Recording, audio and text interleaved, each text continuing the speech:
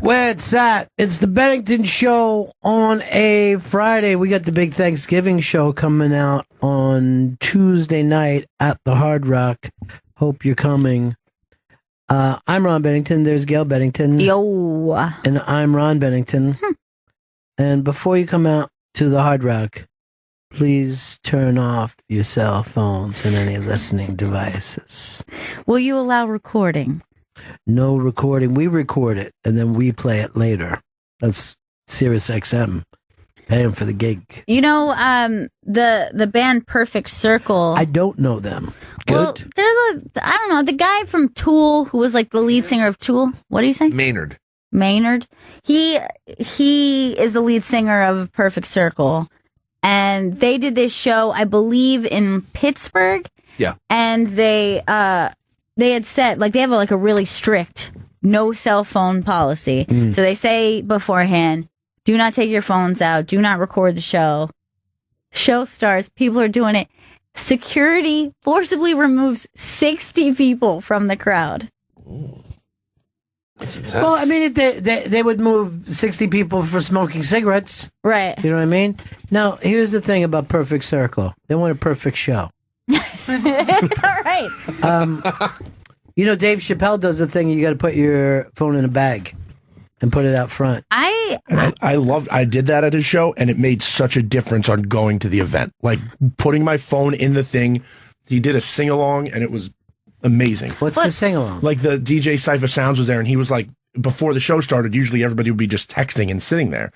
And so everybody was like, he was playing songs and like getting people involved and like got everybody really into the show before we even started. Kind of warming them up instead of having people sitting there looking at their phones before. Yeah. I didn't even think about not having my phone.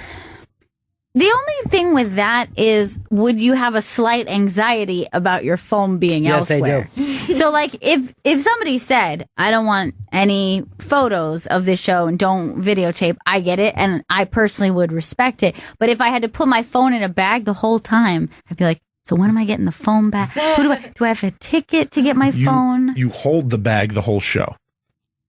And then you go to this little security. And they unlock the bag. It's like a little security tag, like a little magnet, and you have it. But you just get super uncomfortable because the whole show you keep like reaching into your phone, and you're like pressing the bag like you could check the time and stuff. I've been to movie screenings where they say leave it in a lunch bag, and we number it. We give you a ticket. They go, "Can we have your phone?" I go, "I don't have a phone." They go, "You don't have a phone?" I go, "Nope, I don't have a phone." And I just went and watched the movie. Don't judge me. I don't have one. One thing I don't do is crack when somebody's asking me to have I don't like phones at concerts. I don't think even people with phones like to see other people phones at concerts. I know that when I saw LCD Sound System, because I saw them before they had released the new album. So they're playing songs that were going to be on the new album. And they had things up all over the place. Don't take your phone out. He said, please just try to enjoy this experience.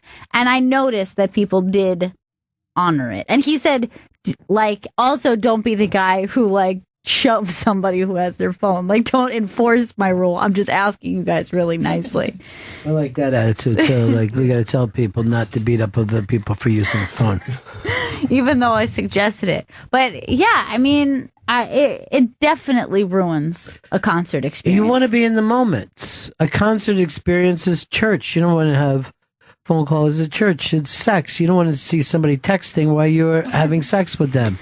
And going like this, oh, it's my sister. I got to answer this. And I hate seeing the show in a little image that's hovering, glowing above me, because you kind of can't not look at it, and you're like, now I just feel like I'm watching a tiny TV of the thing that I'm actually If you guys have ever been to any of the late night shows, right, they have monitors up, and you end up watching TV when the people are doing it right there. You're like, oh, there it is on TV. That's what it's going to look like on TV. Yeah. And I believe sporting events now have turned into that thing of having the mega fucking Tron, and you're like, why are we watching a giant TV? And they're like, well, you want to see instant replay? I go, no, I don't. I want to watch the fucking game and complain that I thought something happened when it didn't. I don't want to look back and go, was I right when I complained? Oh, I wasn't. So what I was doing a couple moments ago was just wrong. I don't want I feel like a piece of shit now. All right, perfect circle. Perfectly stating. We want you to be in the moment. If not, we're throwing out our fans. That's a weird thing, right? When you throw out your fans. I'd like to get their security team for tomorrow. Forcibly remove people. Yeah, I want people to be in the moment. You know what I mean? No matter what they're doing. Yeah. I want to be in the moment myself. You know, you spend so much of your time, as I like to call it, sleepwalking through this life of ours. Especially now that the weather gets colder. I fall into that fucking kind of book of nods that I'm just never quite awake, never quite asleep. Not sleeping good, not staying awake good. Winter was warm. Winter brain is like the weirdest. Winter brain, man, you got to go with it. You can't fight it and act like I wish it was summer. I fight I'm just it. like, I'm glad it's winter. I fight it. And I think it has something to do with just like going from super hot to cold. Because I don't like to be cold at all, but I don't think there's anything worse than going from freezing cold to being in a subway crowded and then suddenly starting to feel yourself sweat in your coat. And you're like, oh my God, I'm freaking out. Get this off me. I do like, though, when that, and you just look down and the whole subway floor is wet from everybody's melting boots. Yeah.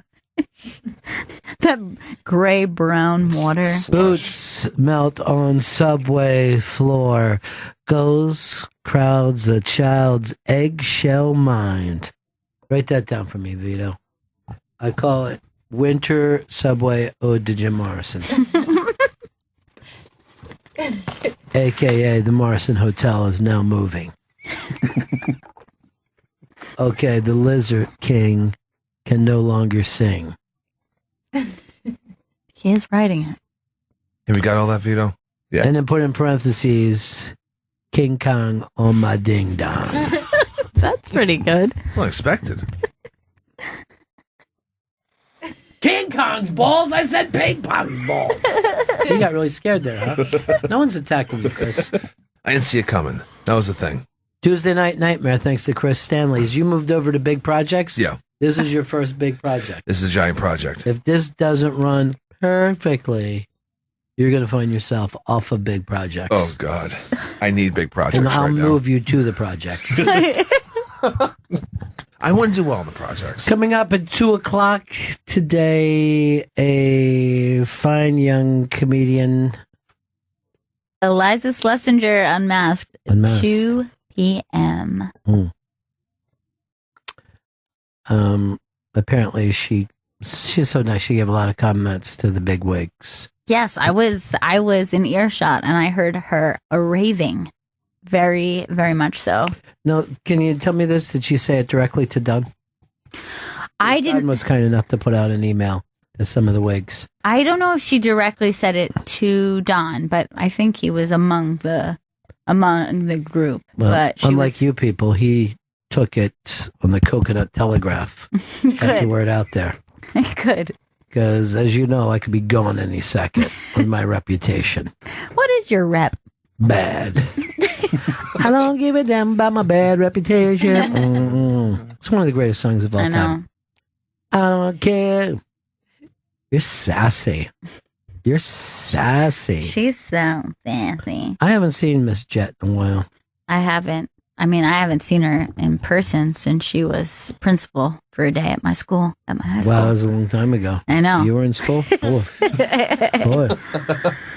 That was the craziest thing. It's just like Joan Jett walking around your high school. It was so weird.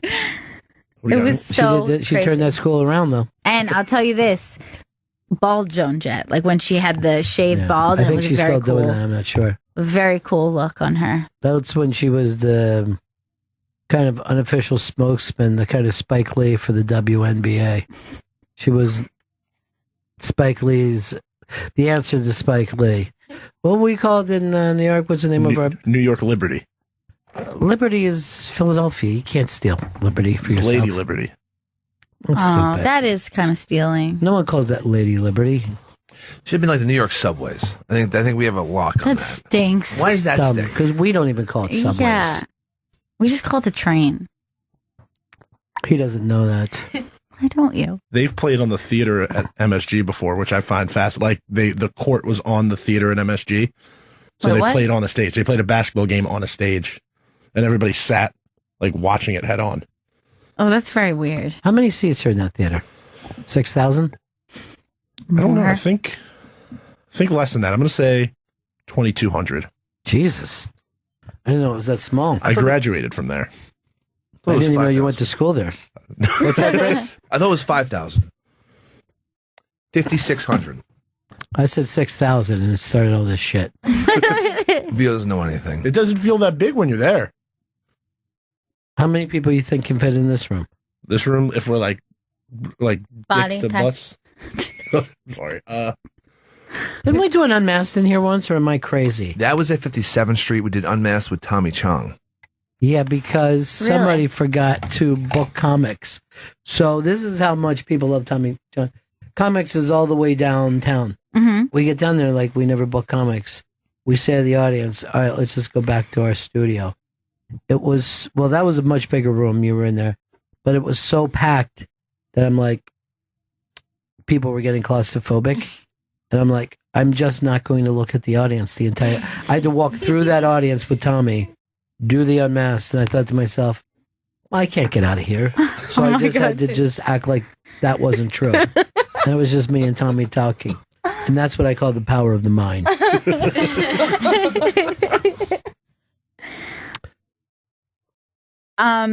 So I wanted to ask you, because we were Go ahead. talking about concerts. Yeah, we were.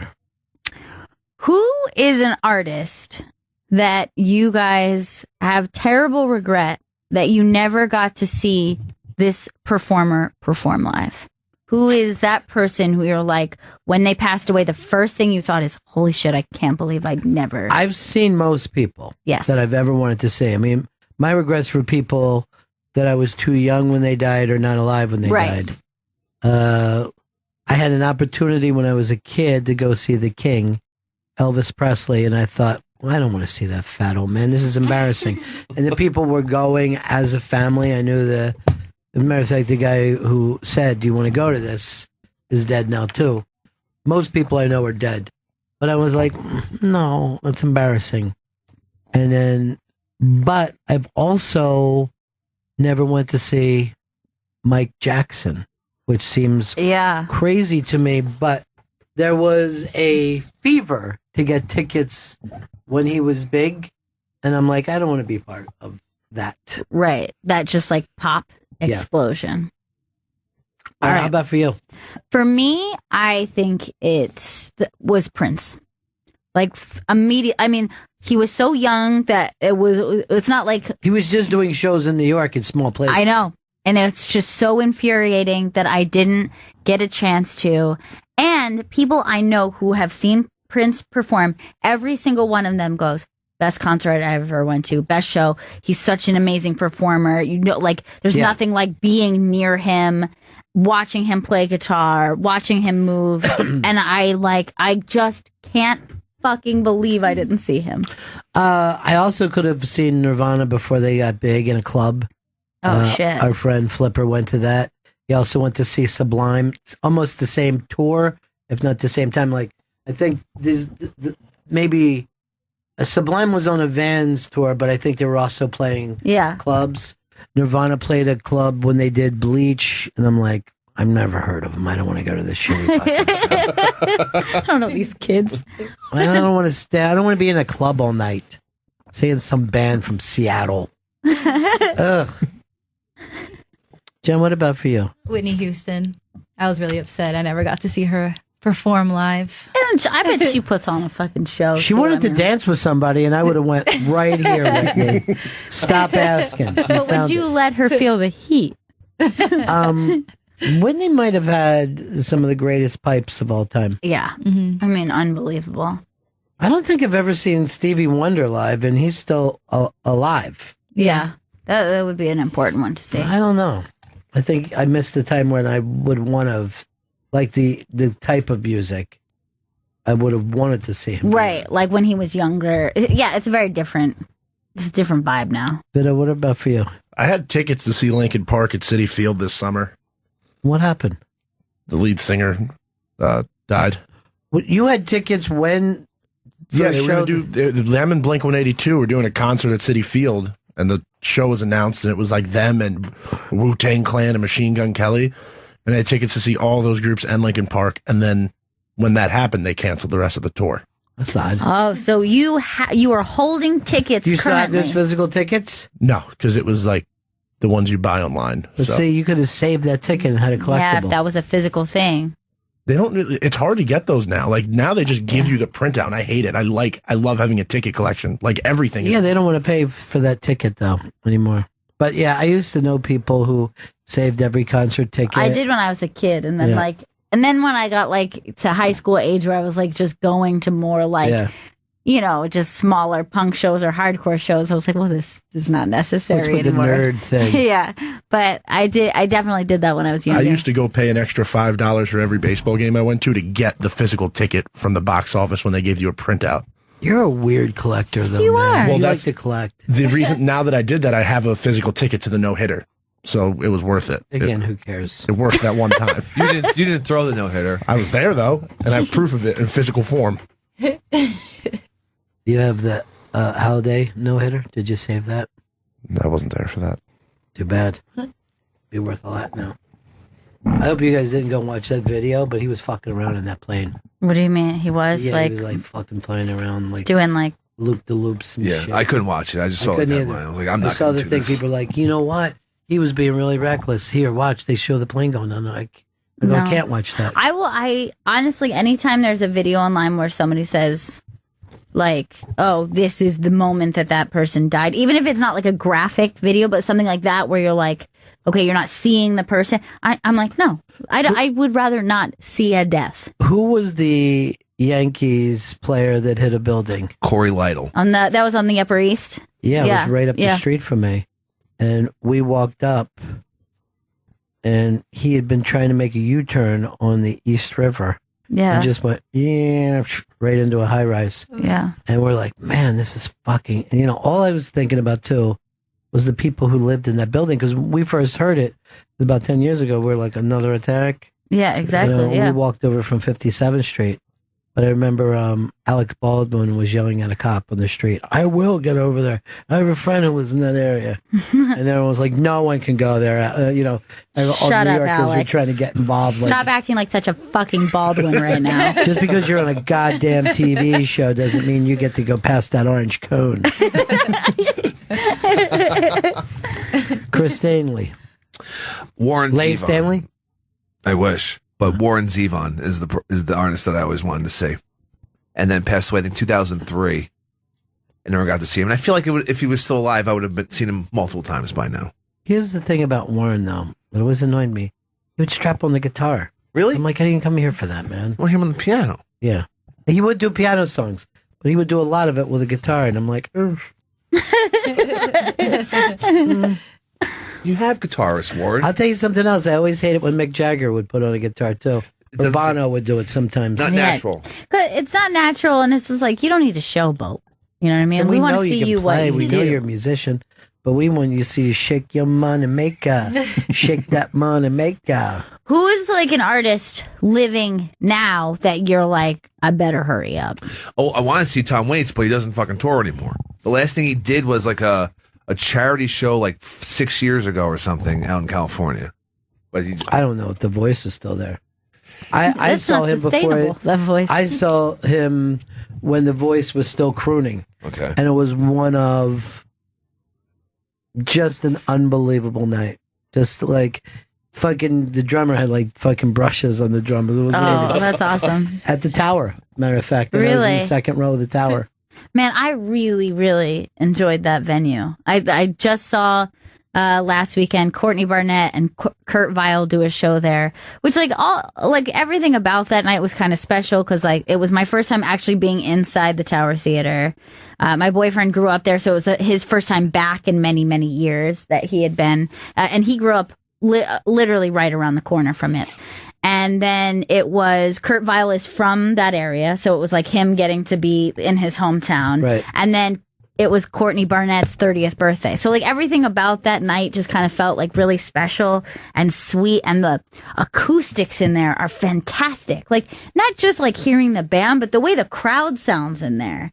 Like that domed ceiling is just like everything pops in there. You know what was funny is like that was like the rundown old theater when I was younger. You know what I mean? So we just took it for granted, but people would say, "Oh, years ago, blah blah blah." But I remember I saw Aerosmith there for like 90. I think it was 94 cents because it was tied in with the radio show. It was either 94 or 92, depending on whether it was fucking MMR. MMR is 93, right? But they're right next to each other for all those years. So who was ever doing it sold it for whatever the exact fucking things are. And it's all that kind of shit that you took for granted at the time and now sounds nuts. Yeah. You know? And they fucking blew the shit off that fucking place, man.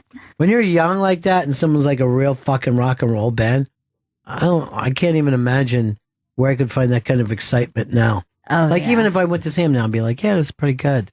But it's you yourself that are bringing something. Exactly. That's when why people get nostalgic. It's not that things were better, but they were better. They were more open. They were staying gold, pony boy. And that's why everyone feels that way. Like new music comes in and you're like, well, this just isn't as good. But it's like, but you're not in the place to receive this kind of music. You can be if you allow yourself, though. Yeah, but typically most people are not in, for whatever reason, they hit an age and they go, I have the things I like. I know how good music sounds. I know how I like my entertainment. And you just gotta like keep that door open. I don't know how people do it, but you to just kind of let new experiences and art. It's literally what you were saying. You got to be in the moment, right? It's like if you really want to see people that are alive, it's like follow a toddler around and see how long it takes them to walk across the yard. Just stand behind them. Don't try to fucking run the show and just kind of do what they do. And you'll just like, they're stopping for every rock. They're looking at bugs. They're trying to see if this thing works. And you're like, what happened? You know, like. When did we not get that curious and that enamored with? The fact that we're bored on airplanes is pretty stunning when you think about it. Yeah. When most of the people who ever been alive couldn't even imagine a fucking airplane. And you're just like, you believe this shit? We're still flying. And I do it myself. It's not like I'm better than anybody. But you're flying around above the world and you act like it's fucking stupid. I also have and this is just me personally, and most people don't feel this way, but like I can't be bored in a place where conversation can happen.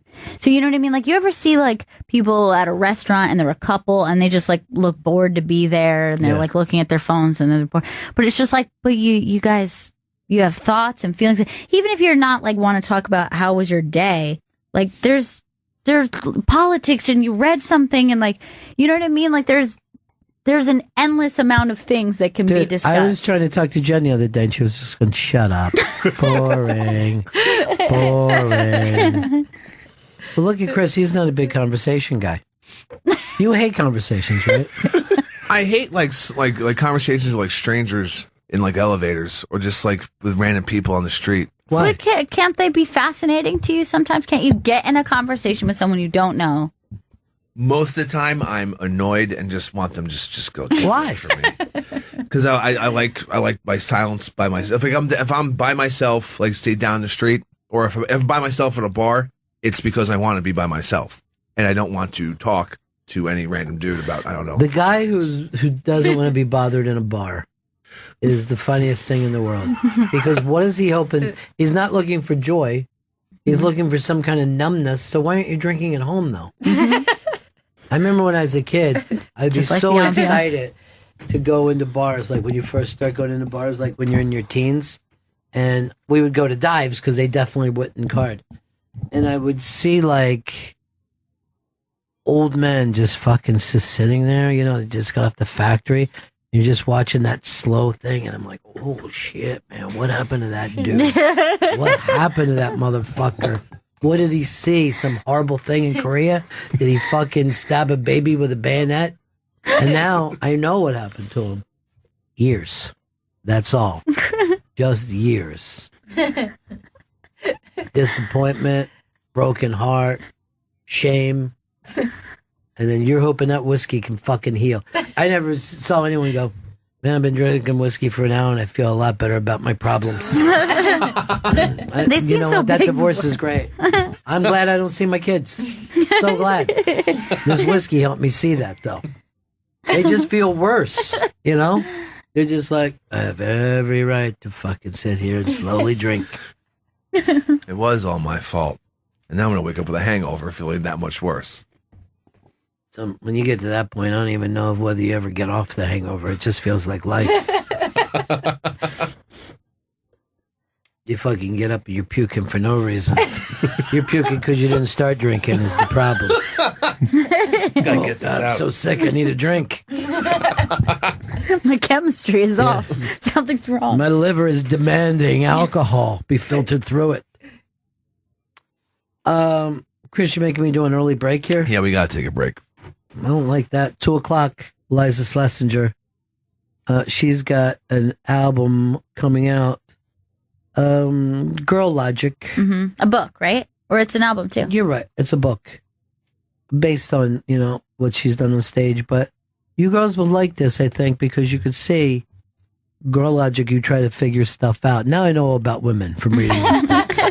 You have the key. But I know that you're in battle with yourself. That's true. Yeah, I would agree with that. Why do you think things come simpler to a man? Because it's almost like a man has less concerns than women do.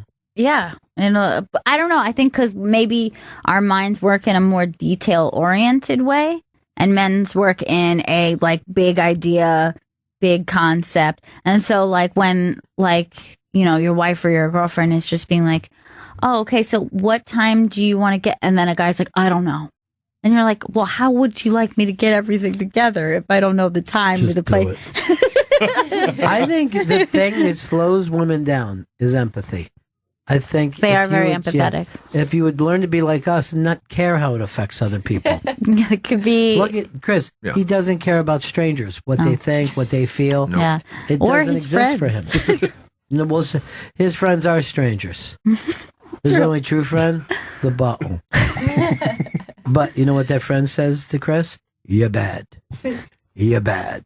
And yet he keeps the bottle around. Yeah. It's still there. Mr. Jim Beam. Kissing the bottle every night. I bet it ends up driving that woman of yours away. I hope not. That'll be a day I laugh in your fucking head. Jesus. Ron, the bottle drove her away. I'll just say to you, Chrissy, your pain is my gain. And then I'll make up a story. I saw her with another guy. Oh, my God. Well, the bottle's still here, Ron. Yeah, that is true. Bottle don't leave you. All right, let's do that break you were talking about, Chris. We're right back. Bennington. Faster, pussycat, faster. It's the Bennington Show. Monday, I got Friday on my mind. Friday! It's Friday, bitches. I like to say Friday is my high day. That's when I get my highs on. Edibles and smoking weed. I got a new thing I'm into. It's so much fun. It's called Oxycontin. Now, what I do, I crush it and snort it right off a credit card. Where did you get the idea to do that? Who knows where inspiration comes from? I always like to say the muse is just as far away as the end of your penis. I'm going to use the muse. With the news you can use for the Jews. It is the Bennington Show coming up a little later on today. Unmasked. Unmasked, 2:00 today. With Eliza Schlesinger. Yes, obviously, Chris. I don't need already you jumping said in that. and saying her name. I know how it's pronounced still. We're quite good. I saw a bunch of the bosses passing back and forth about how happy they were with that. Yes, and she was over the moon. Everybody was a big fan. Everybody was happy. Her people, my people, everybody's people. You guys are my people. People were abuzz, as they say. People who need people. The guy who wrote that song went on to make $100 and retired very early. Gail, you said you had a typic that you wanted to bring up. Yeah, there's a little typic. You believe it to be typical. I do have a typical typic I'd like to discuss with you all. It's a movie typic. Oh, good. I love movie typics. You guys are big fans of movie typics. Movies, to me, my favorite movies that I have are Jewish love stories. I love when two Jews find each other and they're very happy together. All right. I yell, go with him. Go with him. He'll make a nice living. He's got a business, and it's a good business, right? You're going to make a living? Good. So what do you want to talk about? What to you was a good movie that got totally ruined by its shitty ending? 12 Years a Slave. No, let me think if I can for a moment. Because I felt so bad for the slave owners. I go, now what are they going to do? How will they make They're their not going to have money? any, the cotton doesn't pick itself. That is so sad. Luckily, Eli Whitney was there. Had the cotton gin. Mm-hmm. One of the few things that they just hammered into my head when I was a I kid. don't know why I could tell you that to this day. Like, Who invented the cotton gin? Eli Whitney. I don't know why that's so important. Every kid seems to know that. And like, there's not many other of the inventions. Who invented the washing machine? You think that guy would be famous as hell? I have no idea. Who invented the bladeless fan? It's just a circle. I don't know. Dyson, folks, come on. Mr. Dyson Every himself? night it's on, yes. Dyson's. A Dyson is a homemaking genius. He came up with a beautiful vacuum cleaner, and when that was done, came up with a fan. And I would have said to him, Dyson, we already got air conditioners. Why are you working on a fan? And you know, they're doing, what's the new thing? Like, they're on a new shit, like robots or fucking driverless cars. They're on he's gonna come up with a driverless car for everybody, but it can only be driven down your own hallway in your home. He doesn't want to leave the home. All right, so your question was what? All right, the question is, it's a movie you were enjoying and loving it, and then the movie gets completely ruined by its shitty ending. All right, I'm going to bring up one that no one ever says, but I find this to be ridiculous, and I think it's not a great film, but it's a near perfect action movie, and that's Die Hard. Where suddenly one of the bad guys sits up and then is shot by the cop who hasn't been in a moment's action, and he isn't saving his own life. He's literally shooting a man who doesn't see him. I mean, this would be considered cowardly and anything else in the movie. I never really thought about that. That is a shit ending. It's a terrible. I mean, the guy. Not only does he we just killed him and he's not. He was killed so much hours before that. Right. And then he just sits up and he's going. Now, after all this time, John McClane and his lovely wife, they're like, we don't know. We're victims. After, nothing could stop this guy for 2 hours. Yeah, exactly. And now he's like, I don't have a single idea. And then the dude who once shot a child, I don't know why we'd ever be on his side again, shoots this dude. Yeah, and then you don't get the feeling of the hero is that, that's normally a moment that happens. The hero finally does the thing, not surprise, this other dude is the hero of this why moment. wasn't that guy dead or no one checked him? They just put, you know what I mean? These are paramedics as well as police officers are there. So I'm going to say Die Hard, worst movie ever. Die Hard. Vito, I see you leaning in. Now, you understand this, right? You enjoy this movie up into the end. And then you go, what? That's it just can't be a bad movie. No, this is a great movie. It's He Got Game. I love the movie up until this fantasy element that was never a part of the film whatsoever gets introduced, where he throws the ball up in the air, and then Jesus Shuttlesworth catches the ball in the arena. And it's you're not familiar with Spike Lee. But all of his movies end strange. Yeah. That ending really bothered me because there were so many things at play where I thought maybe Denzel was going to show up at the arena and he ended up getting out of jail. I thought Denzel was maybe going to get shot by one of the fucking guards because here's the thing. He ends up in jail, right? But he doesn't really throw that thing there. They're just showing as he's playing basketball there. Look what happened to Jesus. By the way, that has never been a popular movie with people, even though it's really, really a good movie. It's strange, but Spike is strange. There's no getting around it. He does have a lot of weird endings to movie. Like, what's the one that ends with like "Wake Up"? That is School Days. School Days ends with "Wake Up," and that's like kind of a surreal moment that doesn't mean connect. Anything. He's running through people that are kind of in a sleep world themselves. Yeah. I think he writes his endings during a fever dream. He's having a fever dream and off he goes. Or like an SNL sketch, like, how do I get out of this? Fake a heart attack and dive through your window. Who's next on this little trip? I have one. Chris Stanley's here. Did you see him? Oh, there he is. The second Matrix movie, the ending ruined, kind of even made the first one, put a blemish in the first one. The ending was so bad because we all loved the first Matrix movie. Mm-hmm. True. And we're following the story in the second one, and there's an Asian man with a bunch of keys, and then they open a door to a room with a bunch of televisions, and with another older gentleman, and it just fell apart. And it was really disappointing. And then they made a third movie after that, which was completely terrible. Yeah, see, most sequels I pretend didn't happen. Like when people go, "Oh, the Rocky," no, there's only one Rocky to me. Anything else is a lie.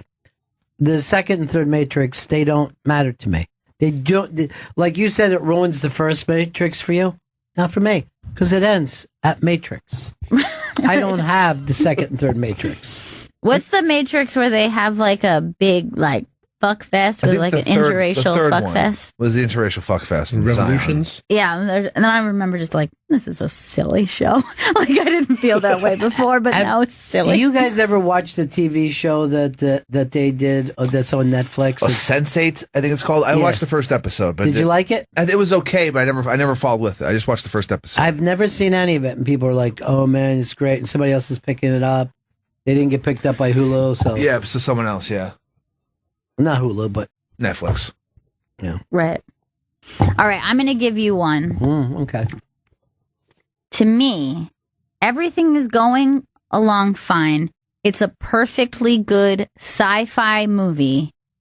It's the movie Signs. I actually think it's remembered as a bad movie, but really what it was a bad last 5 to 10 minutes. Swing away. Swing away. Swing away to H2O, to water, which is what this whole planet is made up of. And they're not in spacesuits. These aliens are not they're basically naked. And they're breathing in our air, which is mostly water. These geniuses who came all the way to Earth sees a blue planet and they're just like, well, let's stop there. I think, maybe I'm wrong about it. But were the worlds, they die from germs. Okay, germs. Again, genius. I actually thought about it, and I wasn't sure if I was going to pick War of the Worlds, because both of those are like entertaining sci-fi movies, and then your explanation is shit. You're like, you did everything right, except for kind of the most important part. All right, well, let's be honest. Look at Mars Attacks. If they hear that one singer, their heads blow up. Yeah, that was genius. And that went along with the theme of the movie was weird. I totally accept it. But it's very bothersome. And I still, to this day, if someone's like, is Signs a good movie? I don't know. But it could have been. Like, I don't think if you would have shifted that ending to something else. I'll tell you this, it scared me a couple times. Oh, yeah, that cornfield scene was very scary. The under the fucking door was scary. No. The under the door was real scary, man. And there's someone under that door. There's a couple funny moments, like Joaquin Phoenix with the tinfoil hat on. Joaquin Phoenix is a lot better than people give him credit for. That is true. He's simply the best, better than all the rest. I don't like when like the main character dies. I just feel like I went through a whole journey with this person, and then when they die at the end, I feel like it Then was for don't see nothing. Lincoln. What? I find that immature when people want a happy ending. You know what I mean? Like, I don't mind a happy ending. I have a bigger problem with it if you're doing it just to be manipulating the audience. Right. But when you're like, no, he should die in this because he's given himself over to Right. something. Sometimes Or maybe he didn't deserve the happy ending, even though he ended up doing a good stuff. A lot of characters are bad. Yeah. And it's almost like, okay, he achieved this one good thing, so now his life has meaning. You know what I Right. mean? He can die. And if I'm watching a cowboy movie, right? That fucking cowboy's already dead anyway. Yeah, that's true. I mean, at what point I just don't want to hang around long enough to see him die, which is true of Slowly. any character. Everybody dies. I'm going to tell you something. I know this is off topic, but I'm going to get to the fucking bottom of this. I don't want to hear the term cowboys and Indians again. Cowboys and Indians were not fighting. By the time cowboys got there, Indians were either pushed off the land or Yes. they weren't around. And it took a very long time. I mean, a very long time for me to find out as a child. Cowboy is not what I thought a cowboy was. I thought cowboy meant outlaw. So it was like outlaws and Indians. Like I thought it was like bad guys with guns. And then to find out a cowboy is a job. There's just like a dude Right. that a job has. Now, I don't know if that came from, there was an outlaw gang called the Cowboys. And I don't know if that's really the reason that it got all crossed. I would say to people, they go, "What are you, a cowboy?" And I'm like, "Yeah." "Oh, no, don't be scared. Not the gang.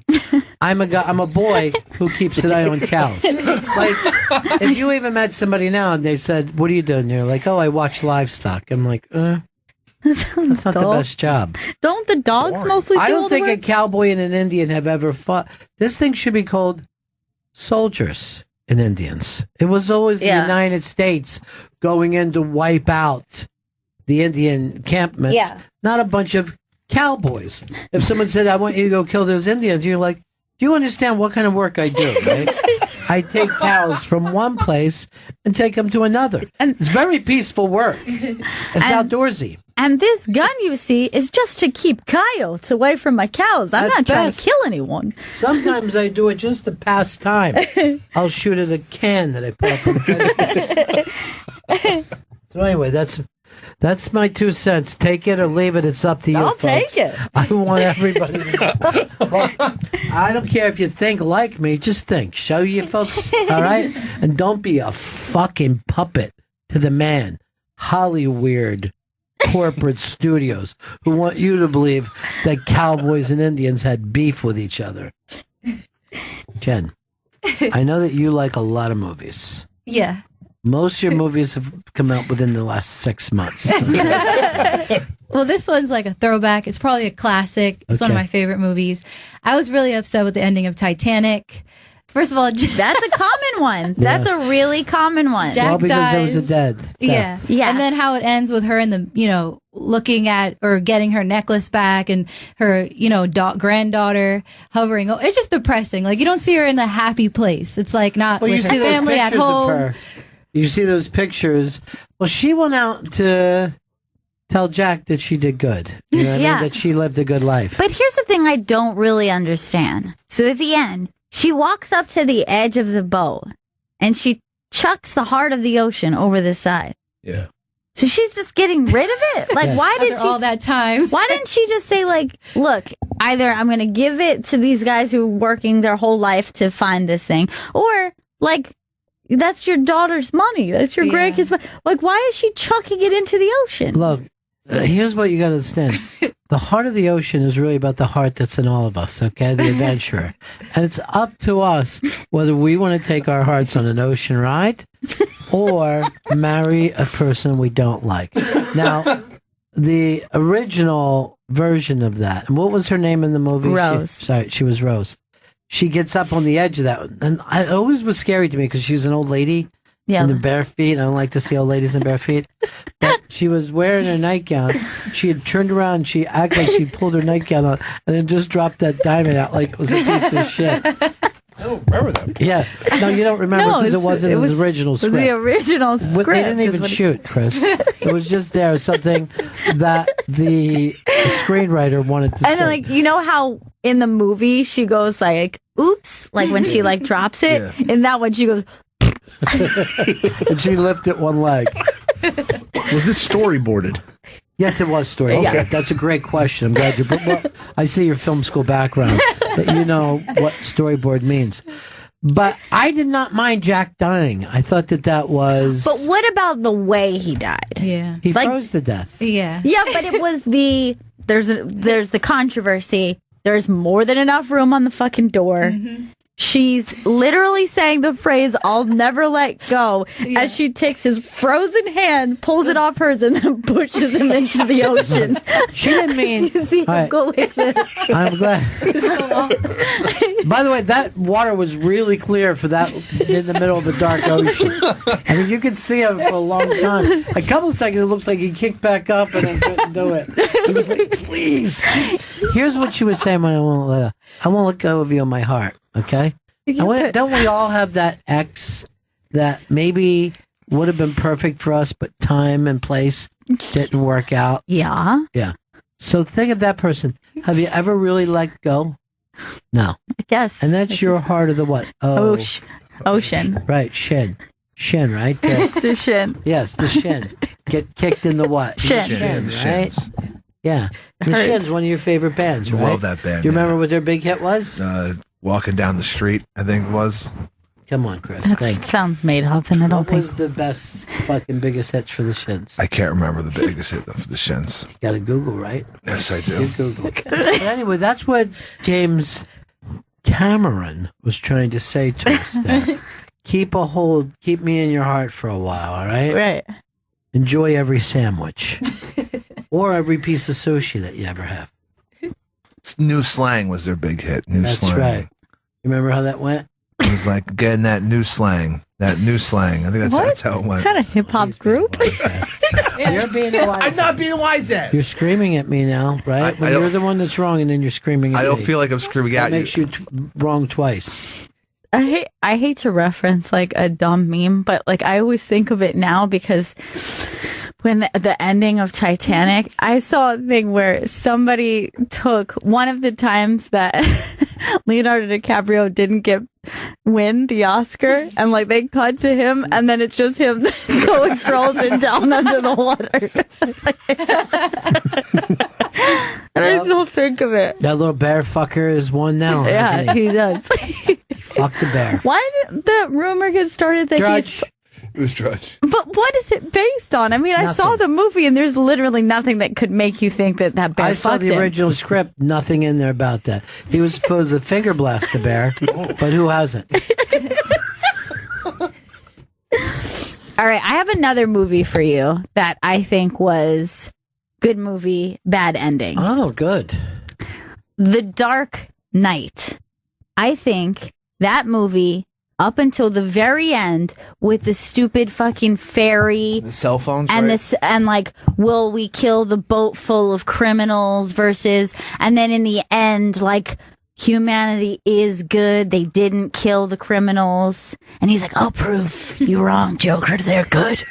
I don't know. I don't know if that's a line, You but live, the whole you live long enough. You either die a hero or live long enough to become the villain. yeah. Did you just the last two things drop down? Let me tell you something about that movie. Anytime that the Joker isn't on screen, it's unwatchable. Yeah, It's that is true. fucking terrible. So you want to make that movie good, just call it the Joker. And that he's around, he's just up against cops would be great. I have a big issue with that movie, and it's the fact that the Joker goes undercover at one point, and As a nurse? No, not the nurse. When he goes undercover as a cop, and he has no makeup on, and he has fucking scars all over his face, and he's in the middle of all of these other cops while the cops are looking for the Joker. nobody's seen this dude before, and you'd think one of them would be like, hey, this guy with fucking scars on his mouth that we've been hunting for, there's a guy with scars on his mouth is right here. Maybe we should investigate this situation. If you had some other 4-year-old children to tell this to, they'd be amazed. It's just always bothered me. But what's bothered me is every scene in that movie. There's no logic. What about when Batman goes, Rachel? That I like because I always go like, you better go to him, Rachel. The rest of us in trouble. Do not do this. And then there's the famous thing when the Joker takes off the mask and Two-Face is like, holy shit, it's the Joker. But he's wearing the face paint under the nurse's mask. He also had a cell phone in a fat criminal's stomach and blew up an entire police station. That part was cool. Come on. That part was cool. My belly hurts. Make the voices stop. Dude. Dude. Seemed like the Joker was just manipulating special needs people into a gang. I never thought of him as special needs. I thought possibly slow. I saw the preview for the Justice League, and it just looks like there's not a real scene in it. It's just them against and CGI. There's like shitty quips and CGI, them fighting CGI armies. It looks really terrible. Yes. I don't watch any of those movies, but I did see the one that was like Batman versus Superman, and I was like, yeah, I'm going to continue not to see these movies. I saw some of it on like HBO by the time it gets to HBO, but like I sat around the other night and I'm like, I had nothing to watch on demand, and I'm like, but I've just went past 40 movies that they've released, and not one of them do I want to see. Yeah. You know what I mean? Just fucking, well, here's Wonder Woman. Shut the fuck up. Just shut up, please. I'm not even gonna, I go right now, TV, me and you, it's almost over. Golden age of fucking TV bullshit. You try watching Brooklyn Nine-Nine and tell me it's the golden age of TV. I attempted that last night and had to punch out. I think Stranger Things season 1 had kind of a rough ending. That's not a movie. That's not But a I movie, just mean as far as endings go. You just ruined the theme I was of just my saying. topic. Just saying, bad ending. Yeah, good call back to topics. What was that? Spaghetti. Nice. He's been by like 19 times lately. Has he moved closer to us or something? No, he's in the same studio, but just got renovated. Yeah, but why is he constantly walking past here? Someone else might have gotten moved. I'll say this about him too. He now dresses nattier than he used to. He's Really? a You think so? sharp dressed man. I mean, he always looked nice, Yeah. but now he looks a little done up. He looks like an English author. He always has like a cool like jacket on, like a nice like. Cooler than mine, or mine shitty? No, like on par with your jackets. I mean, to But say. he does have a more English look about, you know. Mm-hmm. I always say this: dress British, think Yiddish. Smart. You know, that's my deal.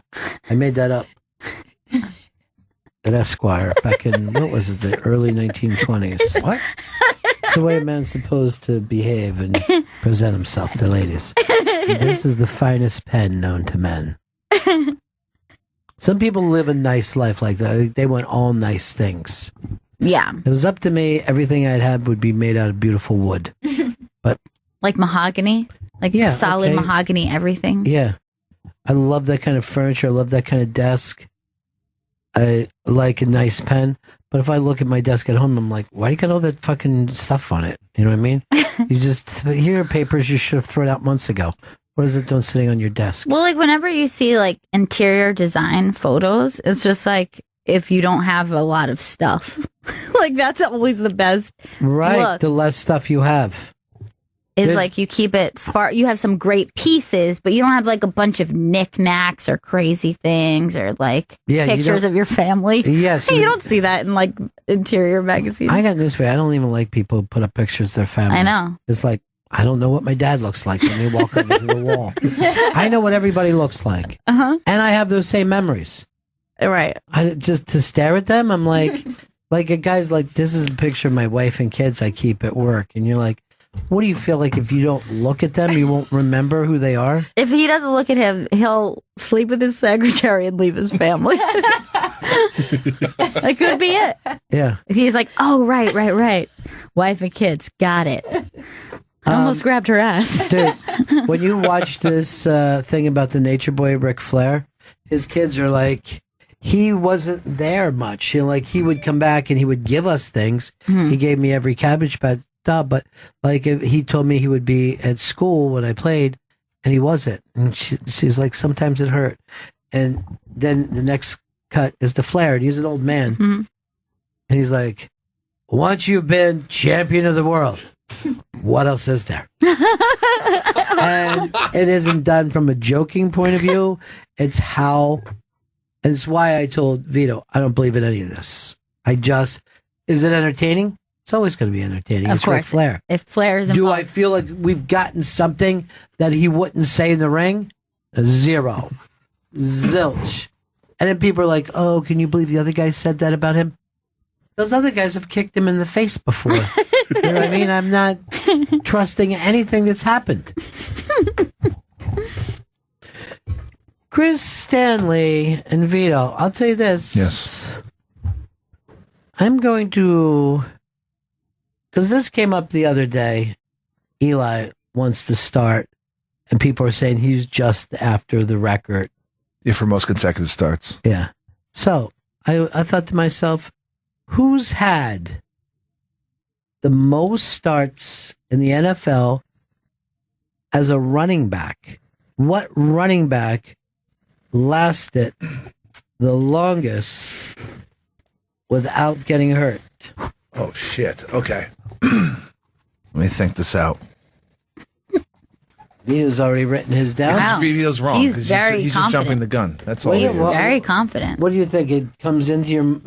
Well, I'll tell you this. It's not something that you're going to remember, Chris. You just have to think to yourself, do I know? Is this somebody from the 50s, the 60s, Oh, shit. 70s, 80s, 90s, the zeros, or today? I'm going to tell you right now, I wasn't thinking the 60s or 70s. So now that's in my head. Now I'm worried. You went first. I have my answer locked in. Yes. Are you locked in, Chris? I mean, I wrote down an answer, but now I'm thinking 60s, 70s. I'm sticking with mine. Fuck. All right. You want to fold? No, I'm not going to fucking fold. I have an answer. Why would anybody fold? Yeah, come on. Yeah, I have my answer, Ron. Chris, let's go you first. I'm going to say Emmitt Smith. Emmitt Smith had the most consecutive starts as a running back. That is, well, I mean, that's a guy who holds the record for most yards, right? I believe, yes, he is the record holder. You believe so, but you're not sure. He's 100% the record holder. He's gotten the most yards from scrimmage as a running back. Yeah. I said LaDainian Tomlinson, Bullshit, LT. but he played for a long time and he started every game. Apparently not. Not every game. Damn it. You're both wrong. Ugh. You ladies think you know? No, I just pretended like I was writing something, and then Jen got really scared and looked at me like, you know this? I don't know nothing about football. I could make a guess, though, ahead. but it's not informed. It's gonna just be because the I know Eagles. it's a running back that exists. Yeah. Barry Sanders? Barry Sanders, no, actually left the game, at an early age. You guys want to try again? Chris, you thought maybe... All right, so I'm going to say O.J. Simpson. O.J. Simpson is a murderer, Chris. That's not somebody But he was that I would bring up as a positive role model. I wouldn't do it. He was a great running back, though. I'm just talking about on the field. Vito, go ahead. Vito, come on. How much I don't name have a all running back, bro? Reggie Bush. Reggie Bush. Fuck. Everybody put constantly pressure. injured. Everybody Oh put my pressure on me, God. so I just yelled his I name mean, out. I don't know anything about football. I would never say Reggie Bush. Dated a Gail. Kardashian. Your turn, Gail. All right. Gosh, I really don't know a lot about football. What about Walter Payton? Sweetness. Well, the reason why you don't know a lot about football is because you're a girl. And I raised you to be a nice lady, not a tomboy. Walter Payton is the correct answer. Suck it, dorks! Guess I'll be sucking on something right now. Some dork.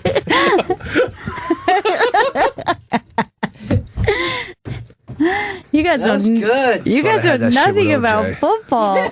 No. It's sad. I don't know shit about shit. The ultimate schoolyard thing is, oh, you got beat by a girl. Damn it. This was a fucking beat down. In the streets. Stop it, Vito.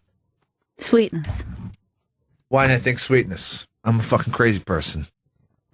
I know it definitely wasn't Reggie Bush, though. I mean, Vito looks much worse than I do. I just said a name. Pressure was put on me, so I just yelled something out, Chris. Remember what Chris said at O.J. Simpson? Yeah, at least I didn't say murderer. He murdered not only his ex-wife, but a nice, attractive waiter. Let's take a break here, shall we, kids? Yes. Right back. Bennington.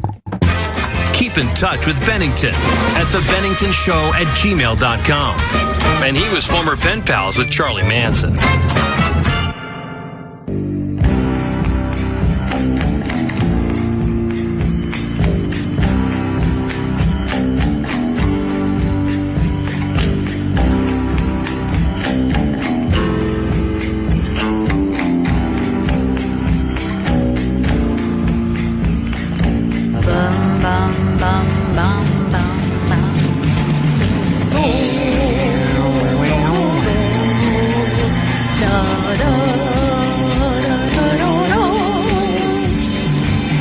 Bennington Show. It's a Friday. Coming up in a little bit, Unmasked with Eliza Schlesinger. We take off that mask and so see who she is. Step back from the great and powerful Oz. Why do you love taking off people's masks? It's the most obnoxious title for a show that's ever existed. And I'd love to know the number of people who go, no, I won't take off my mask. Because they're that's the last thing that they want to do. Why would anyone? I don't want to take off my mask. I want to stay masked. Sometimes if there's been a murder, I drop the half mask. Bum, bum, bum, bum, bum, bum. So anyway, that's coming up at 2:00, and that is daylight saving time or non-daylight saving time. I'm loving the fact it's dark by 4. Love it. Great, right? Because it makes me feel sick. Yeah. You like it? I like it because I go everywhere with a tiki torch. My way of saying, the white guys! Everybody, it's the white guys! You're so pro-white. Well, I'm pro-white because it's hard being in a majority. People expect you to do well because you have no obstacles. Right. You know? And the bar is set so high. Yeah. And the bar is always open when you're a white guy. We're the only people allowed to drink and drive. The white guys. Mm-hmm. You know? That is a lot of pressure. We're expected to rape. And we have to be Wall Street pirates. You know, I'm always going in under companies with green mail and trying to drive out the CEO. And if I don't, I'm not making it as a white guy. Look at even the kind of people that we get compared with. Arnold Schwarzenegger. Yeah. You know what I mean? Mm-hmm. That's a tough thing to do. If I was a minority, if I was a woman, what would I have to do? Be compared with Betty Crocker? Easy. She can't lift shit. Bum, bum, bum. There's something that you wanted to talk about today, Gail. Yes. It's about fears. So there are the most common environmental fears. I will call them environmental fears. Okay. And they are the fears that affect you, your physical body, and your safety. Which, for you, is the worst? Heights? Hate. Small spaces? Hate. Deep water? Don't like. I have all the environmental fears. Yeah. Well, first of all, shouldn't you have a fear of heights? I mean, you don't want to fall down and kill yourself. I think all of them are natural survival instincts, right? But the idea is that these are more so paralyzing to you to least so paralyzing. So there's going to be all of these, like, you shouldn't be in any of these situations. Like, you're human. You shouldn't be in heights. But how does heights for you compared to, say, small enclosed spaces? I hate them both so much. I'm going to have to pick what I would call, you call it small enclosed spaces. I call it buried alive. Yes. I think that's the one. Buried alive is terrifying. Okay, I'm just going to give you what if you were stuck in a pipe? Oh my God, like Mario stuck. I can't do that, man. I can't do that. And you know what they say that is? That's a birth canal fear. And I know I had a bad birth. My mom told me about it. So that could be, if you feel claustrophobic, it could be that you are remembering that, like, traumatic experience. Well, that was your initial experience on the planet Earth. You're being pushed through a very small, enough that your head is being molded. Right. And you can't really breathe. Yeah, you can't breathe. Dude, because there's a cord around your neck. Have you ever watched, like, a birth video? Like, the thing that always freaks me out is, so if you have a normal birth in the way that it is not a breech birth, head comes first. So you break that initial plane and the head comes out, but then there's, like, you wait to the next contraction. The mom's just catching her breath, but the baby is then just head and then vagina squeezing at the neck. And that part always makes me nervous. Like, once the head comes out, I'm just like, get the rest of them out quickly, because I don't like the way it looks. Well, your brother's shoulders are very wide, too. He got stuck in the shoulder area. Yeah. I had to break a clavicle just to get him out of there. Gail's first thing was she looked like, first of all, her eyes were so, like, she was so alert that there was nothing new about her.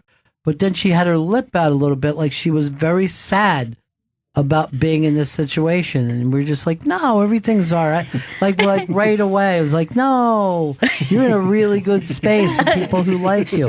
And you just look like you can't believe that just happened to me. I was warm and comfortable. Yeah. And now it's bright and loud and cold.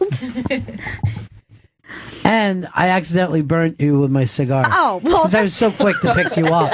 And I don't like putting my cigar down in a hospital because, there's AIDS in there.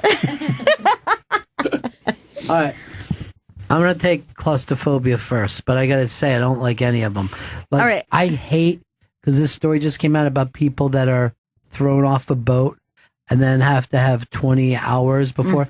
And the guy said he even tried to drown himself a couple times, but his survival instincts would then kick in. Okay, so that to me is my number one. Like, all three of those, all of them are uncomfortable and scary. But the deep water fear, I think it's called like thalassophobia or something like that. Probably. That's like the scariest shit to me. Like, you are dropped in the middle of the ocean, nothing near you, and you are like alone. Dude, that's so scary. When we were down in fucking Florida, a guy's out tarpon fishing by himself on a small boat. He got pulled off the fucking boat. I think the tarpon pulled him off, right? He couldn't get back to his boat. He's in the water at nighttime with big fucking seas. Lightning is hitting the water and the electric shocks are going through his body. Oh my God. Yeah, like lightning wasn't hitting him. Just if it hit anywhere in the water, it said electric shock. So he's drowned in. He's been bit by fucking stingrays, so he's itching everywhere. And then electric shocks. What you are describing is hell. Like, that is like whatever, 7 circles of hell. Is that how many circles? I don't know. There's a lot of circles. Nine circles, right? One thing I think That's if I'm stuck, everything's probably 7. Right? I would try to knock myself out if I was in as close place. I just smashed my head. I fractured my head.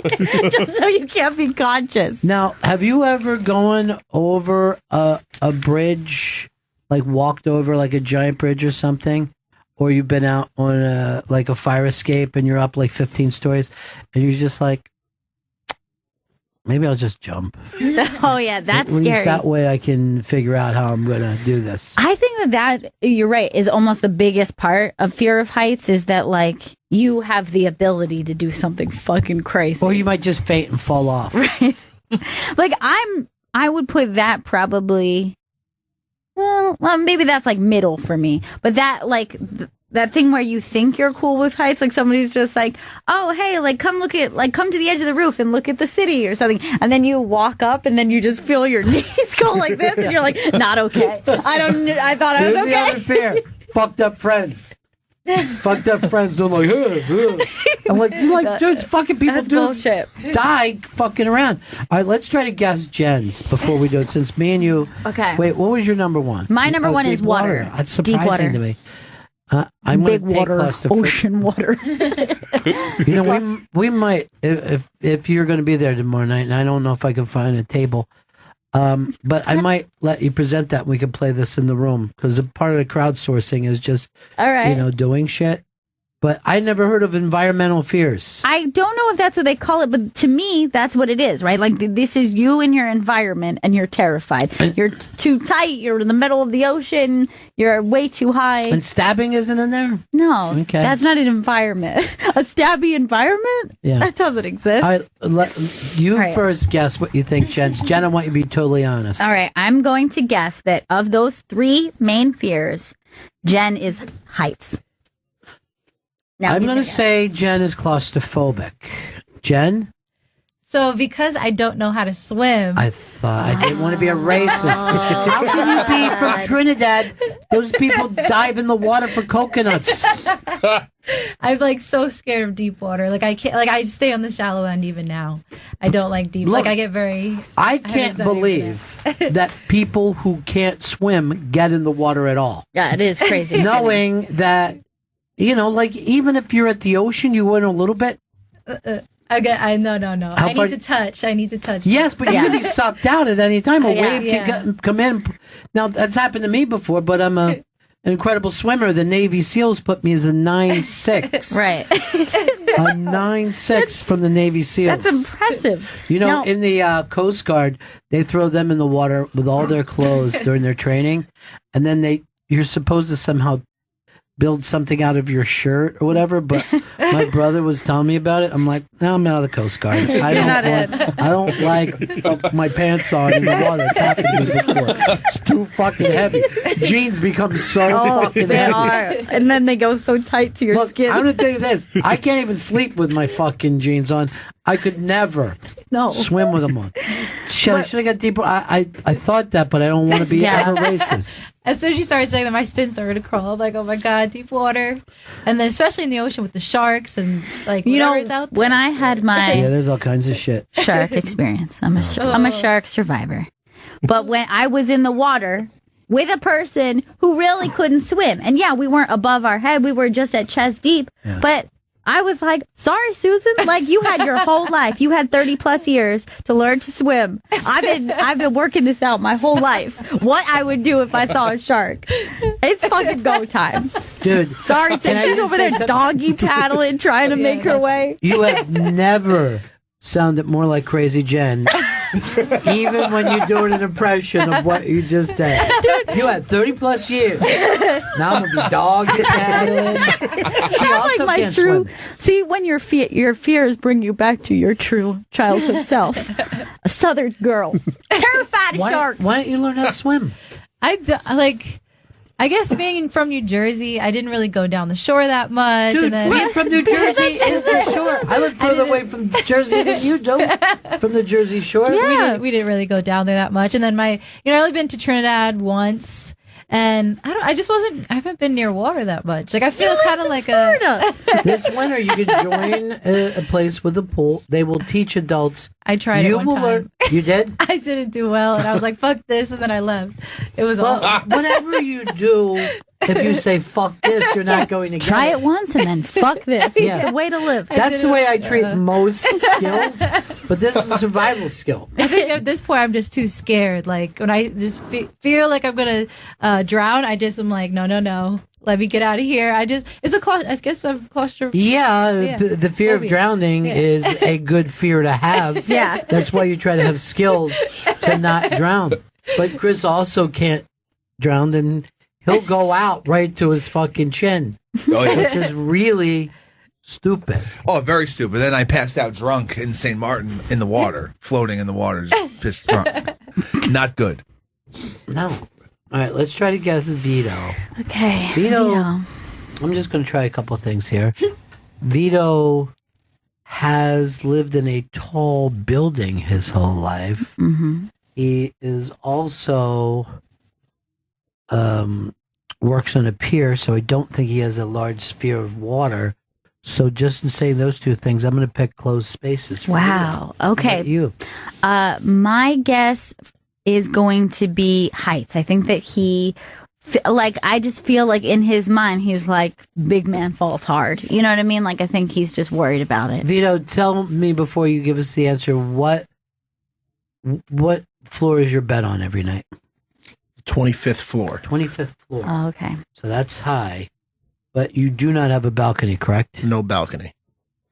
That's a different relation. By the way, that's too high for a balcony. I've already made up in my mind. 15 floors is as high as you want to go out on a balcony. That's it, yeah. Anything higher. And it feels you're like what the it feels like a gust of wind can take you over a balcony if you're any higher than that. Yes. And those, I had a high balcony. What were you on, 14 or 15?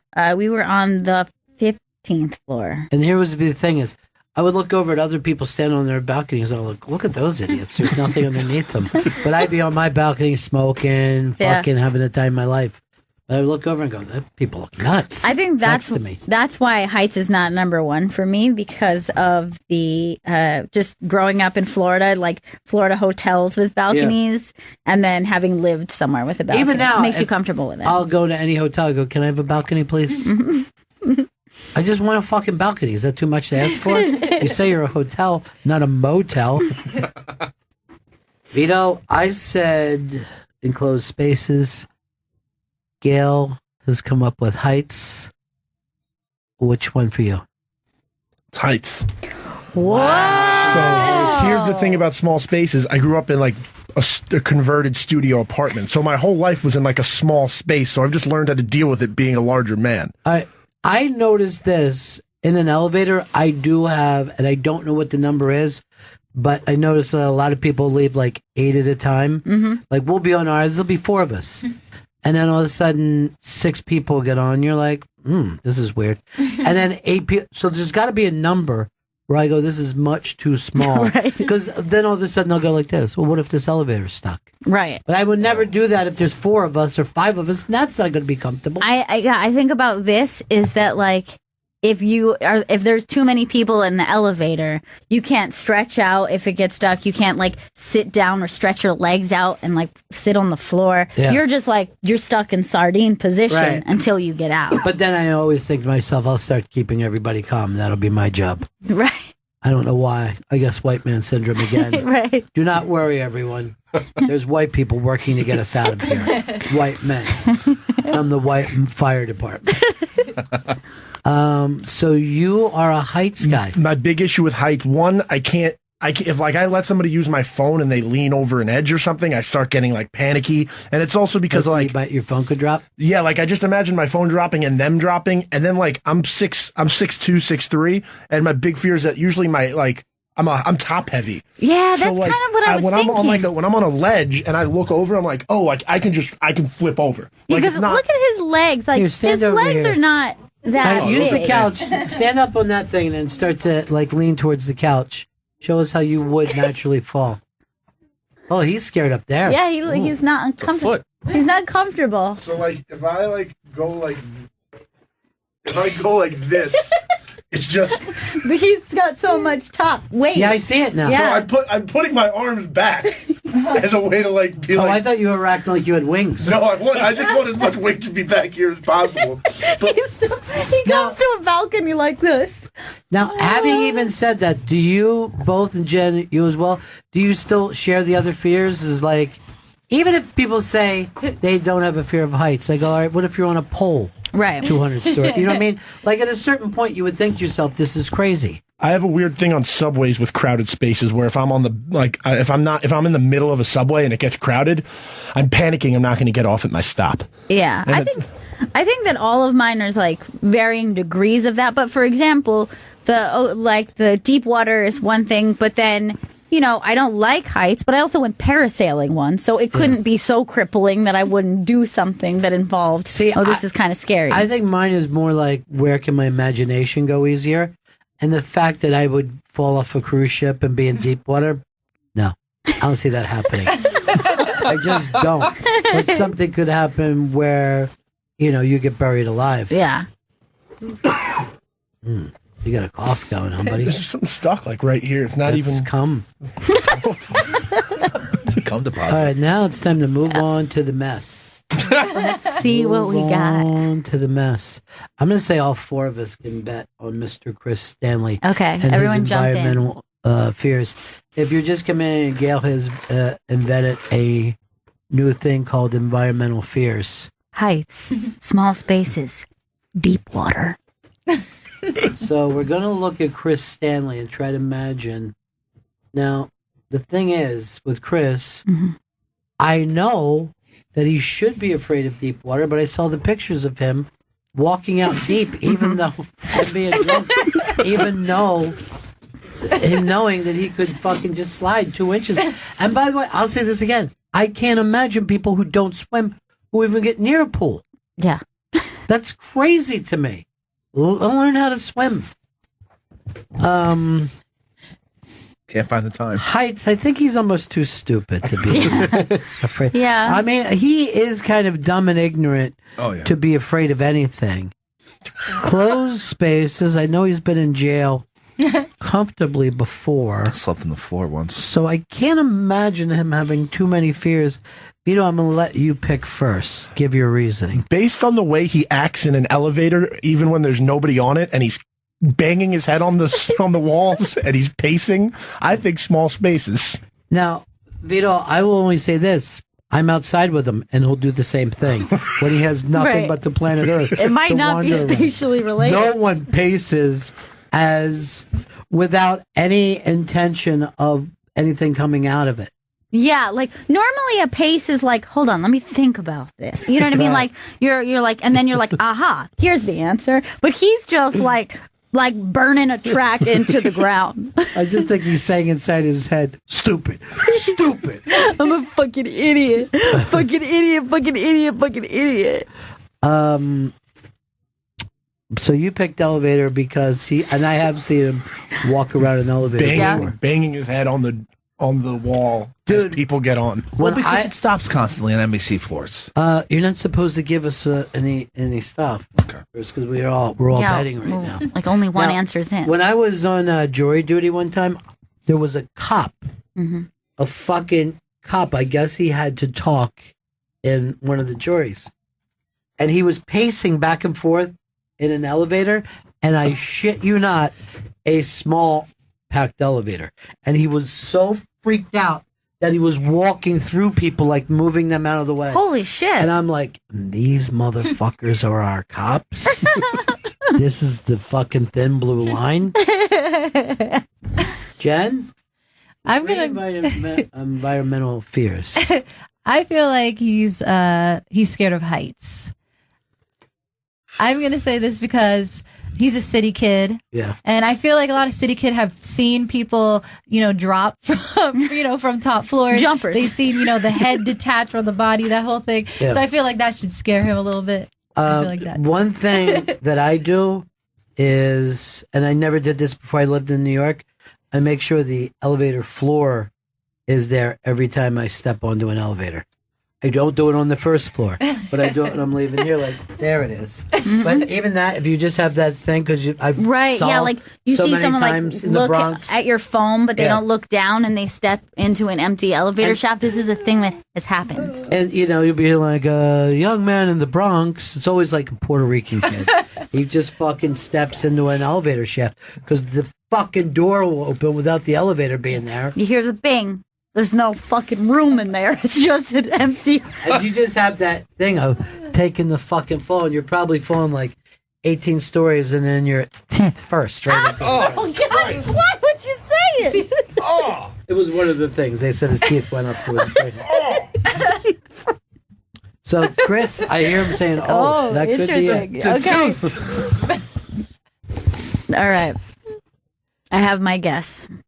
I think Chris Stanley's fear is deep water. Because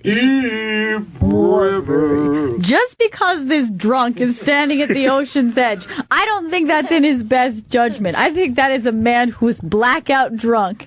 He doesn't even know which way to look. But I wanted to check out the. I think the reason why is he does not know how to swim. And we could not get him in the water. I think that is not laziness, like he pretends like, I don't think I would want to go down there and learn. I think he legitimately thinks, I'm going to sink to the bottom of the sea. All right, this picture, and we'll put it out on Twitter right now for the people who haven't seen. It's Chris enjoying a beach that's now destroyed. It's gone. If that isn't a circus strongman, that man looks scared of nothing to me. That guy looks like he can blow up a goddamn tire until it pops. Dude, you're worried about that Austin picture? That's the fucking picture for the ages. That's the picture for the ages. It's a good look. Yeah, that shirt in the wet, there's your no fucking up. I think deep water is too easy.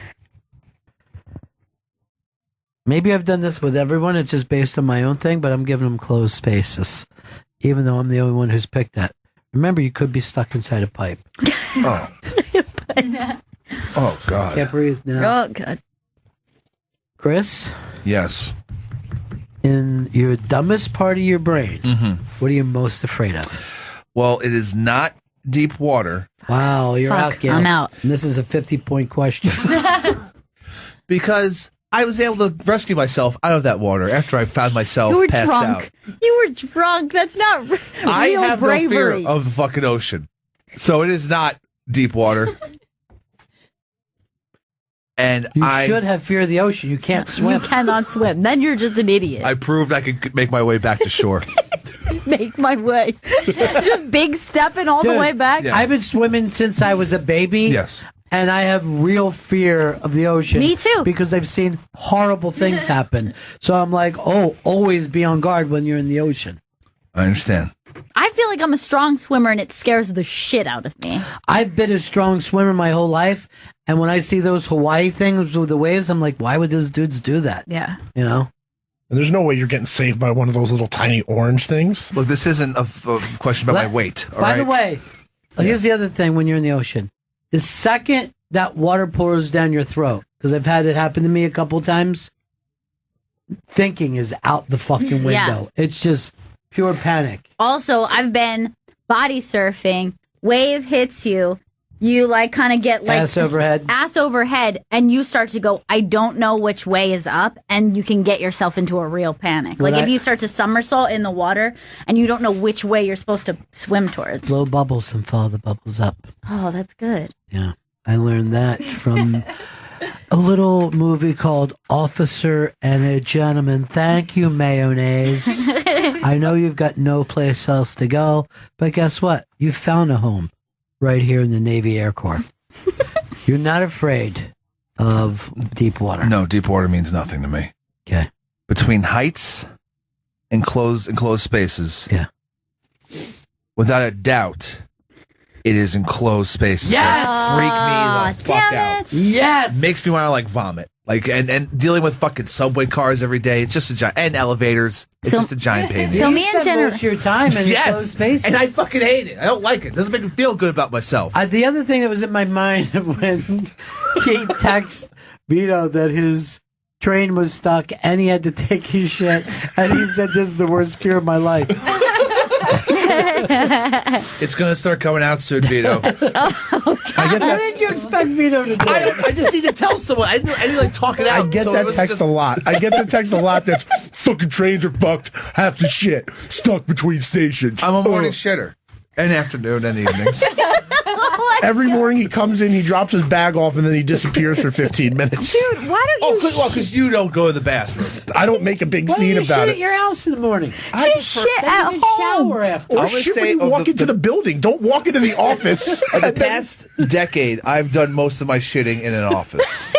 Like without a doubt. office itself? No, like an office bathroom. When like we the were- Sirius XM bathroom. When we were upstairs, the bathroom up there used to have two entrances.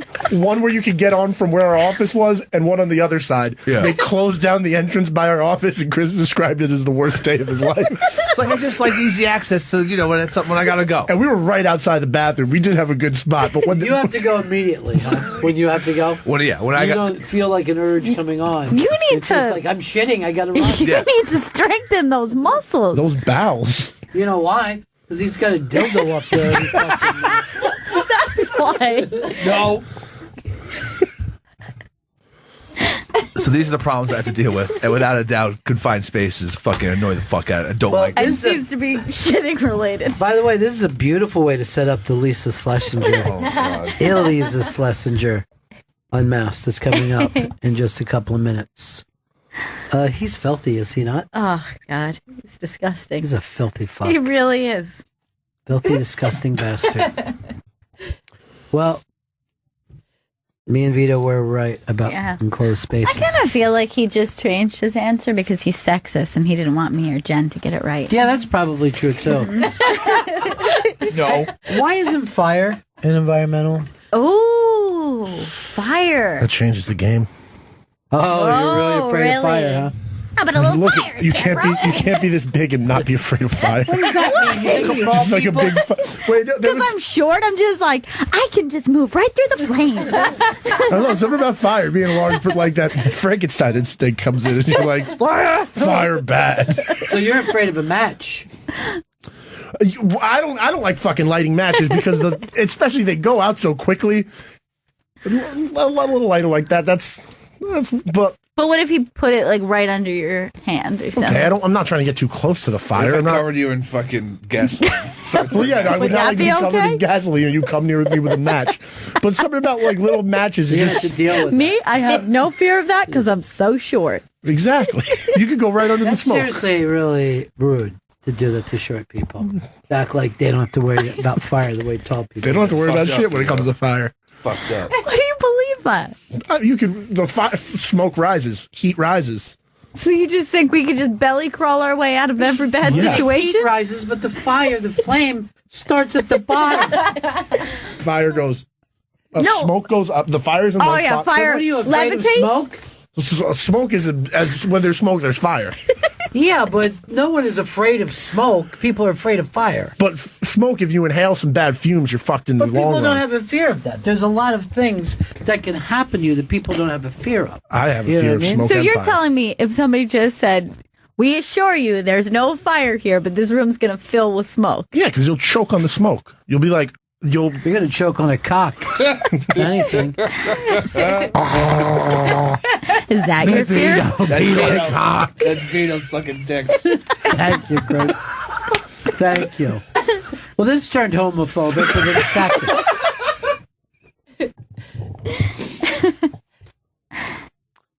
CNN is doing fucking polls about the president again. I'm like, you're like, why? Polls were wrong last time. I know. He's Don't going believe to him. get reelected. It's Yes. 100%. It's going to probably happen. Not even probably. It's 100% that he's staying president. I think we're all just accepting it. We're all getting ready for it. Because It's he's 8 got years. more energy than us. We're exhausted, and he's got nothing but energy. It's like he's feeding off us. Yeah. It's like he's an emotional vampire. All right, we got to take a break. We'll be back with Unmasked with Eliza Schlesinger.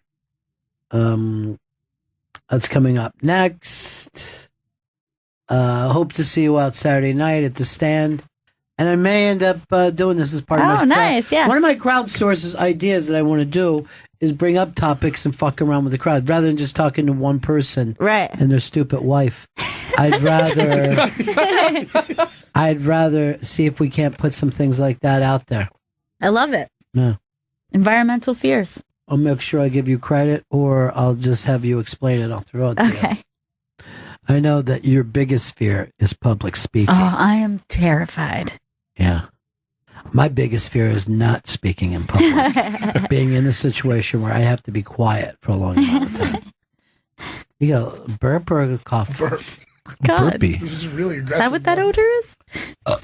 That's what you got to do, and then Just it's out. release it. You don't know how to can't burp? force It's burp? stuck now. No, it's stuck right Ew. here. And now you're making me all really uneasy about this stuck burp. Just do it.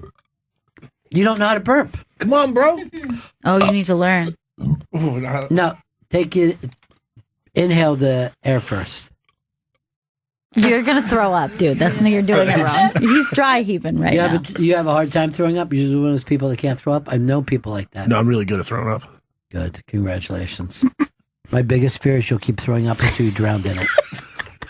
Until the room fills up. With smoke and puke. Puke, smoke, fire? No. You do inhale smoke. And you're throwing up at the same time? Yeah. No thanks. Maybe that's why he's afraid of smoke, because he doesn't smoke. That's a problem. You should yeah. start smoking. Okay. I'm going Black to and mild. pick up some habits. You should. Your other habit, pie with every meal. Okay. That What kind of nice. breakfast pie do you have? All right, we got to go to Amass Eliza Schlesinger Bennington.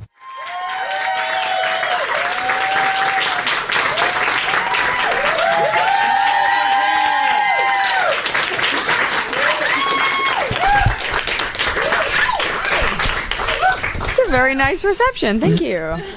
Well, welcome and congratulations. Thank you. On the book. Thank you. Girl Logic. It's a lot to take on for you, isn't it?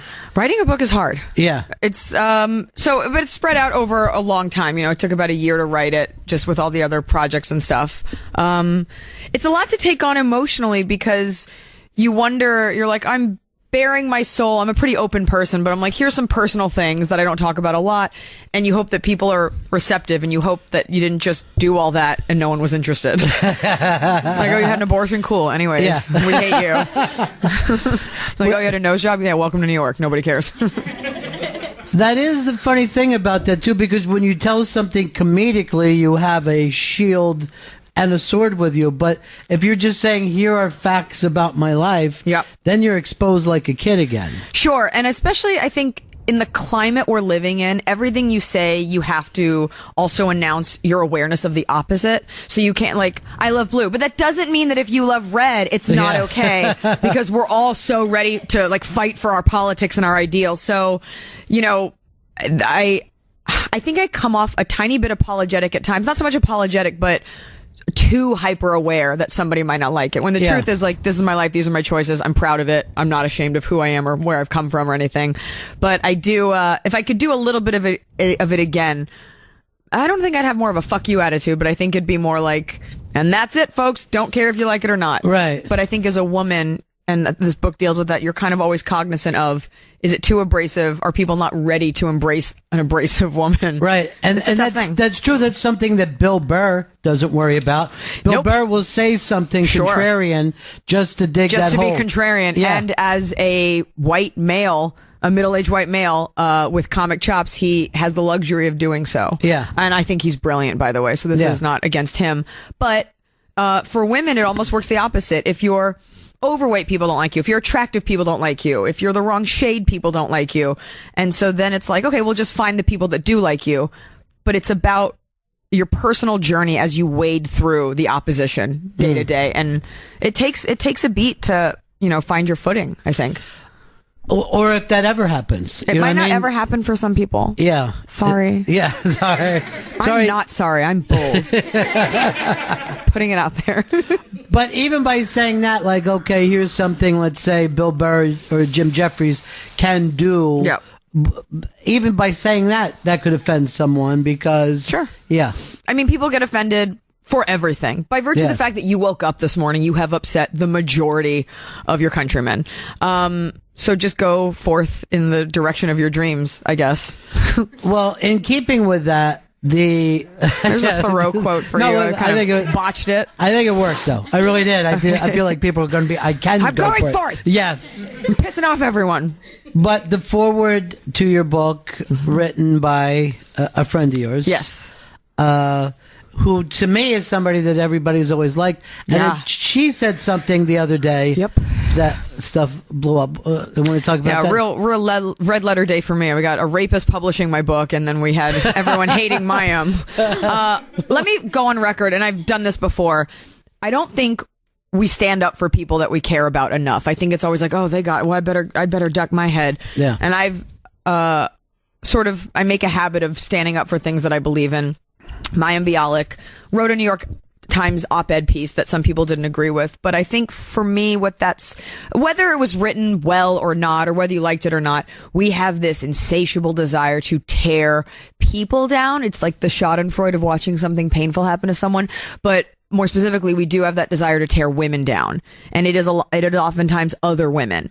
And we preach, like, help a girl, love women, and I cannot wait for that bitch to fall. Like, we do that. She did not deserve the backlash that she got, and we're in such a heightened time right now where everyone is so angry and we don't know how to get rid of that, so we're just clawing at each other. The best thing I can liken it to in Mel Brooks' History of the World Part 1, this is such a specific reference, but my whole life is just referencing comedy. There's a scene where at the French Revolution, do you know this movie well? Yes. Where it's two beggars and they're begging people for food, and they're each begging, and then they knock into each other and they turn around to each other and they're like, please help me, I'm starving, to each other. And that's how I feel like we're feeling. We're all angry. We all feel helpless, whether it's about your politics or social issues or anything. And we're clawing at each other instead of making progress. And I feel that she was a product of that. She walks the walk. A lot of women are like, I'm a feminist. I'm like, why? Because you retweeted a blog. Like, she has a website that she dedicates to like learning. She wrote a book called Girling Up. I moderated the panel, and it's for women to understand the chemistry and science behind being a woman. And she really is a lover of women, and to see the way she was ripped apart simply because people felt she misspoke or they hurt your fifis, which happens a lot when someone's feelings get hurt. We get mad at women. We're like, you're not the type of woman I want you to be, therefore go fuck yourself. Right. And so this book sort of posits a question like, what if we just let women be? What if we just let women be the kind of women they want to be? And so I defend her because maybe it wasn't the best article, but she didn't deserve that. Well, she basically said, I grew up in show business. I've been around this. I always did these safety moves for myself. I don't think that she blamed anyone. And like I said, she's a person that's never been controversial. Right. But all you got to do is hit the floor for a second before the stomping kicks in these days. Sure. Yeah. So I just, people can read that article all they want. I'm not saying it was the greatest thing ever written. What I did glean from it, because even I read it and I was like, what did I just read? I had to go to the comment section to see how I felt about it. Because I was like, I'm not sure what I just read. Yeah. And I saw how angry people were. And I think one point of it is that she's saying, and by the way, you don't deserve, and I talk about this in my stand-up, you can dress however you want. But you should be, if we're going to be smart, be mindful of the fact that it is not a level playing field. So yes, you have the right to do whatever you want and dress how you want. Just be aware that there are people that don't feel you have that right. They're not right in that assumption. Right. But you're going to go out naked at night, like, you're not going to get the best outcome. That's not your fault as a woman. It's someone else's fault because their parents didn't raise them right or they're crazy. Yeah. But to act like that doesn't exist is naive. No, I would agree with you. Like when I was growing up. I'm wearing a coat right now. Yeah. When I was growing up, you didn't go into a biker bar. That was a biker bar. You had every right to go into there, but you'd be a crazy person, act like, oh, I'm going to go in there and expect everything to be okay. Yeah. For women, particularly women that travel, the country is somewhat of a biker bar, no matter whether you like it or not. And that's always something that for a touring comic, especially the younger ones that don't have, that might have to take buses or cars or whatever. That's why I think it's always tough for women to break into comedy too. It's not that I have a charmed career, but winning a competition. If you want to succeed in comedy, just win a reality show, guys. Winning that 3 years in, I always say I kind of skipped like boot camp and went right to buds. I skipped high school and went right to college, or I skipped college and went to the road. So I missed those like formative years of really gritting it out. But that being said, so I was headlining at 25, 26. So you're still doing the gritty stuff. You're still maybe renting a car. I did it once. I got a speeding ticket. I don't do it anymore. It really fucked up my driving license for like a year. But you still are a woman alone doing pretty vulnerable things. You know, they don't always, I look back and I'm very lucky, but the amount of times a club owner was like, all right, we'll see you tomorrow. And I'm like, oh, I just walk across this field to get home. Yeah. Cool. Super fun performing in Kansas. And it's only been recently in the last couple years that I've been like, there has to be security there. And that's just, if nothing else, to have the presence of a large body next to you, just to let people know, like, don't pick her up, don't lick my face, you know, and you laugh, but it happened, which is what spawned the whole thing. And people don't think about that. I had another comic, this girl, Olivia Grace, who's very funny, and she's just starting out, and she's young, and she's great. And she was like, what do you do about male comics? And turns out she didn't need the advice about, like, being harassed by people at the end. And I was just like, you have to tell the club in your writer, it's got to be security. She's like, I'm doing bar shows. Right. And I was like, oh yeah, you don't have the luxury of even requesting that. Yeah. Nobody thinks about how scared we are walking to our cars at night. When I leave the Improv, I have a door guy walk me, you know, just because you never know. People show up. I've had crazy people show up looking for me. Like, you never know who your comedy has affected. And I've had stalkers. They've shown up to multiple states. Like, you don't know what nut job is out there. Like, she's speaking to me through the walls. And and he was like, I don't want to hurt her. I'm like, yeah, but your version of hurt and mine are probably like vastly different. Yeah. So that I take no solace in you not wanting to hurt me. But isn't it so strange that you think of how many male comics have ever had to even worry about having a stalker? Or men. Yeah. You know, and men have their own set of, this is not to downplay, by the way. And this book is great for guys. There's no man bashing in my agenda, in my stand up, in my life. That's just not how I am. There's no downplaying what men's struggles are. You know, we don't allow men to be vulnerable. We don't allow them to have emotions. We look at it as weak if they go to therapy or if they cry or something like that. And that creates emotional constipation. But I'm not a man, I'm a woman, so I can't really comment on it. But there's a big difference by feeling like I'm on the road and I'm not connected with a man, and being a woman go, oh, I hope that this is a physically safe environment for me. It's a totally different way. We think about that. I think, you think about that, you know, you are standing on a stage, so you are lit, so you cannot see the audience. That's what happens when you stand on a stage. You often can't see them, and you're standing in a room full of strangers. You have their best intentions. You have comedy and healing and fun, and you know, and you hope that the people that bought a ticket, that did not walk through a metal detector, that did not get pat down, you know, that have access to guns or flamethrowers, you hope that they have your best intentions in mind. Yeah. And you just kind of go with God on that one and hope that it works out. And it has for the most part. I did a show one time, and this, I've told this story before, so I'm just thinking in case someone's ever heard it.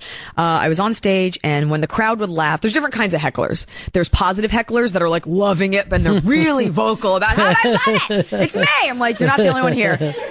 And then there's negative hecklers, like whatever they're saying, and being annoying. And this guy was just, and then there are hecklers that do it just for the attention. And I kept hearing a noise. Every time people would laugh, I'd hear like what sounded like a boo, like boo. And I kept hearing it and I ignored it. And I just kind of plowed through, and I was closing. So I was like 2 minutes out from closing, and I realized he wasn't saying boo. He was yelling Jew.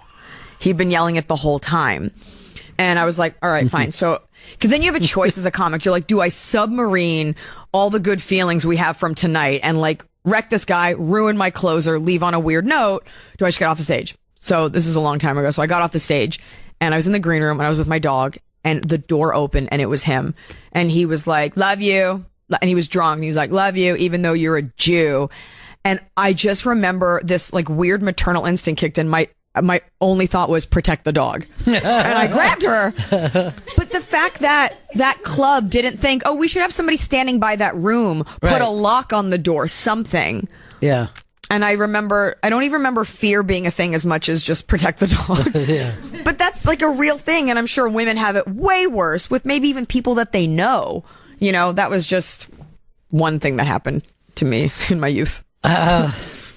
It's a strange vocation for men and women. It's a weird job. But it really is. It's so weird. It's a strange thing because it's something that does not come easy to even the most naturally funny people. You know, you almost have to relearn how to be funny, even if you were a funny kid. You know? For stand-up, you mean? Yeah, I think a lot of stand-ups take a couple years to become the same kind of funny that they make their friends laugh when they're in 10th grade. Sure, know? because, we all wish, everybody thinks they can do stand-up because you make your friends laugh. And so then you're like, I just put this on stage. Yeah, because it's that easy. I don't know. I think it's more about finding your voice. Right. And when you first start, like, I don't really have any memories of, like, eating shit so hard for so many months. Like, I was always fairly decent for whatever level it was. Right. When I was 26, I was talking about being drunk and partying. When I was 30, I was talking about being drunk and partying. But I always felt like I was saying the right thing. But there is that thing for the first couple of years, you're like, I'm the best. I'm so good. There's no way I could improve. And then you kind of hit that dip where you're like, right now I'm in the, like, I need to reevaluate everything I'm saying and do some real soul searching. But there's also, for me, a desire to evolve. Right. And you're always terrified that you're not going to make that next revolution. Well, because you're deciding being funny is just not even enough. You don't want to just... It's not enough. Entertain, right? I do want to entertain. I want to invoke thought. And I think my comedy touches people because I say things that they've felt. And I think that's part of being a comedian. Mm-hmm. And you want to be like the modern day philosophers that I think it was George Carlin said comics are that, I think. But you want to be that. You want people to think. People love that. When you say something that gets them to think about the way things are, and you want to have enough intelligence and comedy wrapped around that thought piece that people want to hear it. So after years and years of just, making fart jokes and being funny, that's great. And you can always go back to that. But as a human, I'm trying to educate myself, and that's going to permeate the stand-up. So you wanted to work in layers. You still wanted to be as funny as if it was a fart joke, but in the same time, have someone go, oh, yeah, I should think about that more. I think comedy's about layers. I think it's, as simple as when you watch an episode of The Simpsons or any cartoon, if you're young or if you're, stupid, you're like, oh, a fart joke. And if you're a little bit older, you're like, oh, it's a fart joke wrapped in like, a Leonard Cohen reference, and the older you get and the more education you get, the more layers you can peel away. So you could watch my act and be like, it's all party goblins and men and women are different. And then you can peel it back another layer and be like, oh, it's social commentary. Oh, it's personal commentary. Oh, it's an empowering message. Or you could take it at face value. So was Carlin the first voice for you that you heard doing that? You're like, not at all. That was just a reference. Was it somebody for you when you were younger where you looked at somebody and thought, oh, they're doing this on a couple different levels? On a couple different levels. I was never a student of stand-up comedy. It was always sketch comedy for me. Always, and in writing this book, I kind of went back to the landscape of why I found the comedy that I did. I found whatever I could get my hands on. I knew I was funny. I knew I wanted to watch funny things. I think a lot of times when you get like a kid that's got like a dope taste in music, it's because they had like an older sibling, like he's a Led Zeppelin tape, right?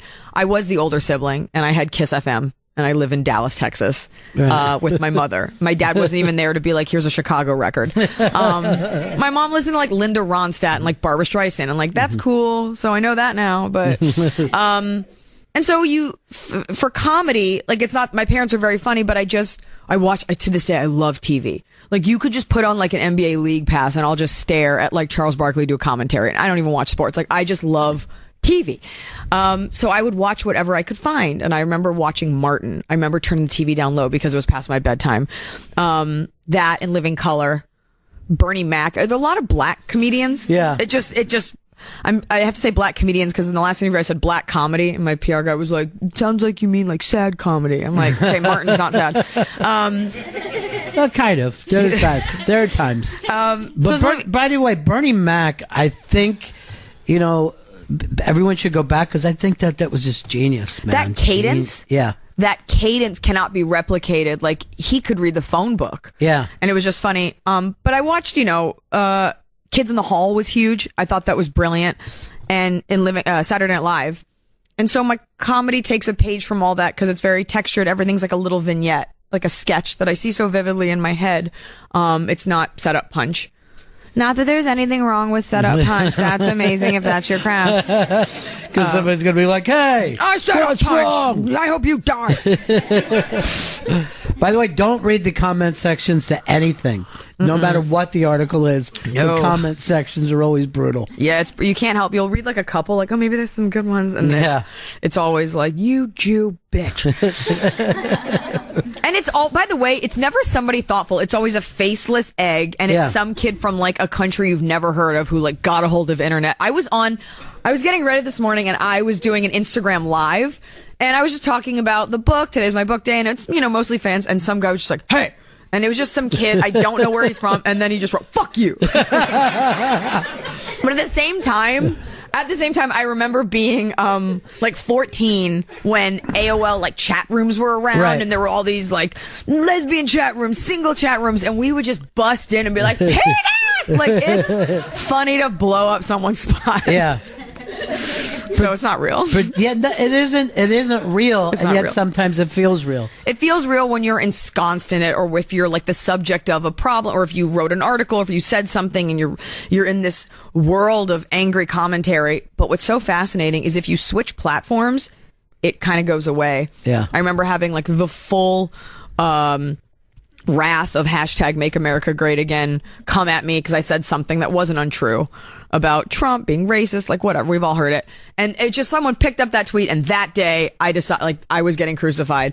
And it hurt because it's days and days of faceless people telling you that you're stupid, go kill yourself, and like proving how open-minded they are by calling you a kike and things like that. But then I went on Instagram and none of that was there. It went away. It only was that like shitstorm on Twitter. And when you just turn off Twitter, people are smiling. Right. Yes. Cafes are open. Children are riding bicycles. Yeah. The sun is shining. So, and it's tough though, because it's like a drug. Like, we're always just checking all of these things, and I can feel it poisoning me and killing me. And I have never been addicted to something in my life, and I feel genuinely addicted to my phone. I can't get away from it. You know what's really funny too is like when someone puts in a lot of times and they get a lot of followers on one platform, and then that platform becomes obsolete, so they got to restart. Like Vine? Yeah, it's just like you could have Vine. a million Vine people, but you move over to Twitter and they're not there. You know what? Natural selection. I don't want someone to be famous for a 9-second video. There's no way it's that genius. Yeah. Good. Get a job. But remember, it wasn't that long ago, people were like, you got to be on Vine if you want to get to, and because I work in radio, I'm like, I'm already on radio. Isn't that I already enough? have my thing. Yeah. And you've been doing it a long time, and I've put in these years in stand-up, and I'm sitting here, and I'm 34, and I'm exhausted. They're like, well, you've got to get this app, and you've got to go out on this platform. I'm like, isn't it enough that I pounded the road for 10 years? Is that not, I've got to make, hey guys, I'm on Snapchat, swipe up if you're 10 years old and have autonomy and a credit card. And then I just feel old doing it, and there's so many platforms, and you can't get away. Like, I want to delete my Twitter account. I think it's poison. I think it's this vacuous, disgusting, upside down. And you can't. Yeah. Because you need to promote things. And then so people say, well, give it to your assistant to have them do it. How relatable is this, guys? No. Give it to your assistant to have her tweet out for you. And I'm like, but then it's not my voice. Then it's just like a robot, like, come see me, and there's no personal touch. But it's killing you. And I'm not sure if it ever helps a career, but we've seen it destroy a couple pretty quickly, or at least cost them big gigs. Yeah, I read, have you read that book, So You've Been Publicly Shamed? Mm-mm. It's a great book. My manager insisted I read it before we did the limited run of my late night show that we had over the summer, because it kind of speaks to people that made mistakes. And yeah, they've tweeted shitty things, but by no means did they deserve what came back around. And we did an episode about this, but basically how we all have said bad things. We all have thought bad things, done bad things, mean things. And Twitter is like a museum of your mistakes. And it's almost like it's a giant fly trap. Like, people are waiting for you to mess up to be like, see, one time you said something mean. And it's like, don't throw stones, right? And so we love to crucify people just because we simply caught them. Yeah. Or it's just their time to take this. They might have done a million things even worse than that. There's but that they too. just got caught once. And that's the positive aspect of it, like getting rid of that person. But I do think we're very harsh on people. You're blaming like a young girl who tweeted something dumb. It's like, yeah, she's 21, fucking whatever. Yeah. We all do dumb shit. But it's very interesting that we have a president now, and he doesn't back down when shit happens. Like, there's something really interesting about how he is a guy who will fight on Twitter. He will. He's fight. a 14-year-old girl. It is so gross. The word Twitter, like, why that is part of like a public address coming from the White House.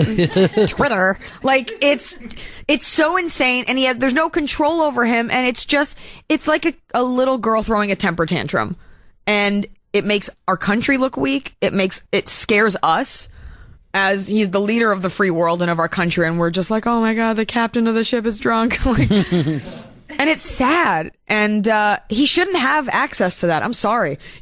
We've elected you.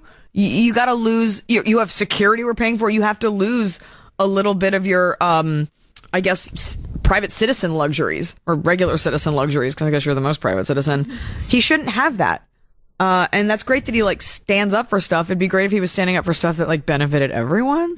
And I'm all for a take no attitude, but this pissing contest he's starting, like, I don't know who's going to finish it. I don't know whose piss is going to be. What are you trying to do in a pissing contest? Is it the stream that's thicker? It would be an interesting. I've always heard the term pissing contest. I didn't know.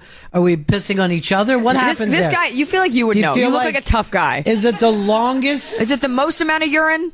It all depends. Accuracy and one limb. All right, he's saying accuracy as well. I'll tell you what. If Asians are known for it, so I think North Korea is going to have us beat when it comes to like accuracy and numbers. Absolutely. Sorry, all they do all day is think about ways to be crazy. Well, I don't know. Maybe we can out crazy them. I don't know right now. Well, our president can. Yeah. The rest, half of us at least, are moving away. When now you and it's funny because in your stand up you've always tried to kind of somewhat stay away from politics, right? It's not even a try. It just kind of, it's not my field. Yeah. And that's not, I get angry when I hear people be like, politics, they're not my thing. I don't vote. It's like, oh, you gotta vote. You gotta know what you're doing. Like, this is our responsibility. So I vote in local elections, and I watch the news, and I read up on things in case anybody wants to start like an argument at a bar. That is my greatest fear, that someone will say something political and I won't have a comeback, even though I know I'm right. And they'll be like, Rex Tillerson. I'll be like, and me too, C-SPAN news. But there are people that A, do it for a living, and B, have like a genuine love of political science. Right. And I think we've all become a little bit more politically woke in the past year. But I do think there are people who do politics better than me. And I do think there are people who that's their passion, and they're eloquent with their politics, and they can reference names and policy and laws and things like that. And that's just not where my heart lies. Socially, I can comment because that's a personal experience. Well, the game of politics seems like it's sport now too. You know what I mean? Like, watching political TV is not that different than watching football TV. Well, the way CNN does their graphics package. Yeah, it's right. Like a halftime Exactly. show. I'm like, this is so fun. Yeah. Watching the world burn. Yeah. Too bad we can't gamble on it, or it'd be really, really exciting. You brought up that you have this 1 degree of this book from Harvey Weinstein, which is kind of the new, kind of cool, right, guys? Come on, yeah. No. But that's kind of a new domino effect. He was the first guy, I think, to really get caught up in this, and now a lot of names are coming out. A lot of names, a lot of people are shaking out. I feel like my publicist cringes every time I do this, but I think this is funny.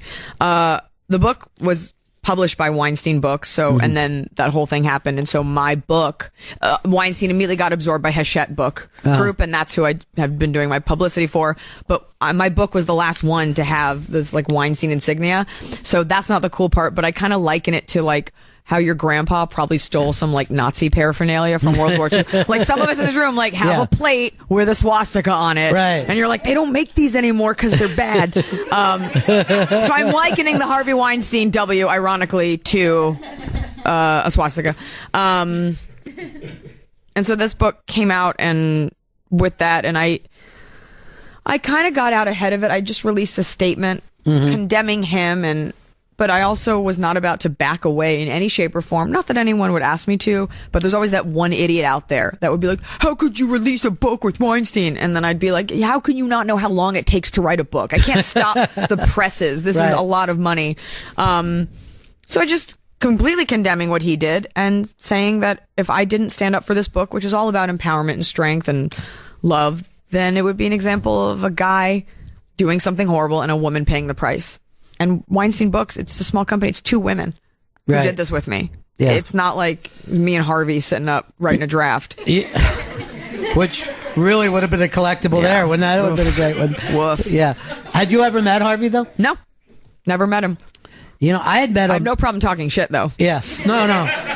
Well, I think it's a fairly safe place to be now. But I had met him a couple of times, and there was a long period of time where if it said, like, Miramax Films, I went to it, man. That's how good of films that he was making. And I always knew that he was, like, a bully and a brute to people. But these stories that some people say they heard, I had never heard. It's calculated. That's what's so creepy. Like, yes, of course, harassing women and rape is horrific, but there's the work that went into it, right? The amount of people that conspired, right? The amount of people that were complicit is scary. And now this whole story that's coming out about like spies he had, like sending people to interview other people, like Rose McGowan. Yeah. Hey guys, sorry, those are my friends. Sending people to like interview, like to get like secrets out of them. Like, what's worse than a pervert is a pervert that knows he's a pervert and has the money to exact his pervertism upon people. Like, it's like a master plan. Yeah. But it is now, this is the new thing as well. You know what I mean? Like, this is something that you're supposed to have read up on and be aware of. Where most of the time before, we were never that aware of the people whose business. Like, I'm sure that you worked one comedy club where the guy was also a coke dealer, but it had nothing to do. Yeah. All right, I'll just say this. Most people who own bars also deal coke. I'll just say that. Sure. To get it out of the way. And I'm saying it as somebody who owned a club Good before. to know. So, yeah. But, you know, it's almost like the real estate business now. You find out there's a lot more money laundering than we knew it took place. But how do most people know that when they're buying a house? You know, they're just living a life. I guess you live and you learn. And, you know, Upton Sinclair wrote about an underbelly. Like, and Stranger Things has the upside down, like for every side of something, there's a darker side. Right. Everything, whether it's pharmaceuticals or simply corn or anything that you can think of, charities, people skimming money off that. There are shitty people out there who are trying to get by on the backs of good people. And you hate to dwell on that, right? Yeah. This is, this specifically is something that every woman should be interested in, because every woman has to deal with harassment at some point in their life. Every single woman has dealt with the male gaze and its ramifications. There are positive aspects of it, but we all deal with it. And I think this happened, and a lot of women realize, you know, this conversation that's happening now about women and feminism. A lot, like even myself, especially the older you are, the more you are complacent. You're like, yeah, that's just how he is. And then you kind of stop and you're like, it's almost like you take your blinders off and you're like, oh my God, or blindfold rather. I guess we had blinders on. We're just like, I'm just going to go to work. And you're like, oh my God, no, it's not cool that you want to hug me or kiss me every time you see me. No, it's not just how you are, you know? And we let it go when the men are older, because you're like, you know, it's like, hey, sweetheart. You're like, okay, you're 70, fine, whatever. Not going to change that. I was talking to another comic the other day. I'm not going to say the name because then it'll give away who the other comic was in case that person's listening. But I was talking to Nikki Glazer, who's a buddy of mine. It doesn't matter who we were talking to. But she and I were just talking about how we don't want to hug male comics. And a lot of times I'll get like younger guys or guys I worked with once like, hey, sweetie, what's up? And I'm like, I don't want to put my body on yours. I make more money than you. I stand to gain nothing from this. So, oh, will you hug Mark Maron? I'm like, yeah, I want a big hug from Mark Maron. I like Mark Maron. Like that's also like choice. And I said something and Nikki said something, and this comic that was standing with us looks at Nikki and goes, wow, you're cold. I know her to be a very warm person. I go, if she's cold, what does that make me, a White Walker? But just the idea that you would think it's okay to tell a colleague you're cold, because cold implies that you're bad in bed. Like that's any of your fucking business. Like it's this sort of paradigm shift in the vernacular that we're using. And I think more women are sort of waking up to that. But it is your choice to decide what you are okay and not okay with. You might be okay with kisses on the cheek and hugs, and that is your right. I'm not saying you have to like ball up a fist and throw your underwear and wear a pink pussy hat. I'm just, but it's about having the option and the right to do so and feel safe. now that more people are hugging than ever before. Well, we're scared. Yeah, there's more casual hugging that takes place than I ever remember, and it seems like it's been in the last year. I always go in. I hugged you. Yeah, I always go in for that handshake first, and so many times I get my arm caught in between the hug. I'm just stuck there. It's better that someone springs a hug on you, right? Or that a woman. For a guy, I don't know. Sometimes you get guys who are like, "I'm a hugger," and you're like, "Well, you smell." Yeah, sometimes you just feel safe doing it. Sometimes it's just easier, right? Just be like, "Hey, I've noticed that I am like visibly more rigid when I don't want to hug, and sometimes you just got to have that awkward moment once with someone to let them know you don't want the hug. Where they're like, "Hey," and you're like, and you just like get stiff like a pickle, and then they know. And I've seen out of my periphery, I've seen guys like step to me to hug me, and I just turn around. You can see them like, "Oh, I'll just smooth down my hair and walk the other way." All you got to do, you got to have that awkward instance once, and then they'll stop. Now, when you were doing the late night show, do you plan on doing more of those, or is that a one season thing? Or? So that was a limited run. Yeah, we had sort of planned on that. It was for the summer, and that network gave me an opportunity. I've always wanted a late night show. I've worked really hard to get one. It's very hard to get, and they said we'll give you 6 episodes.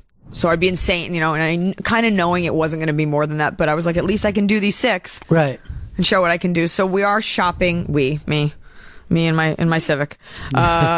We are shopping it around to other avenues, platforms, outlets. But you did a theme show every night. It's almost like you have 6 pilots there. If you you hear that? HBO 6 pilots.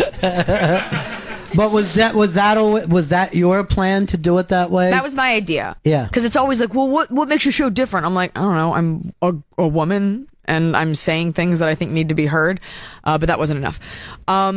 So I just thought a theme would be cool, because then you have something a jumping off point to explore from, and right.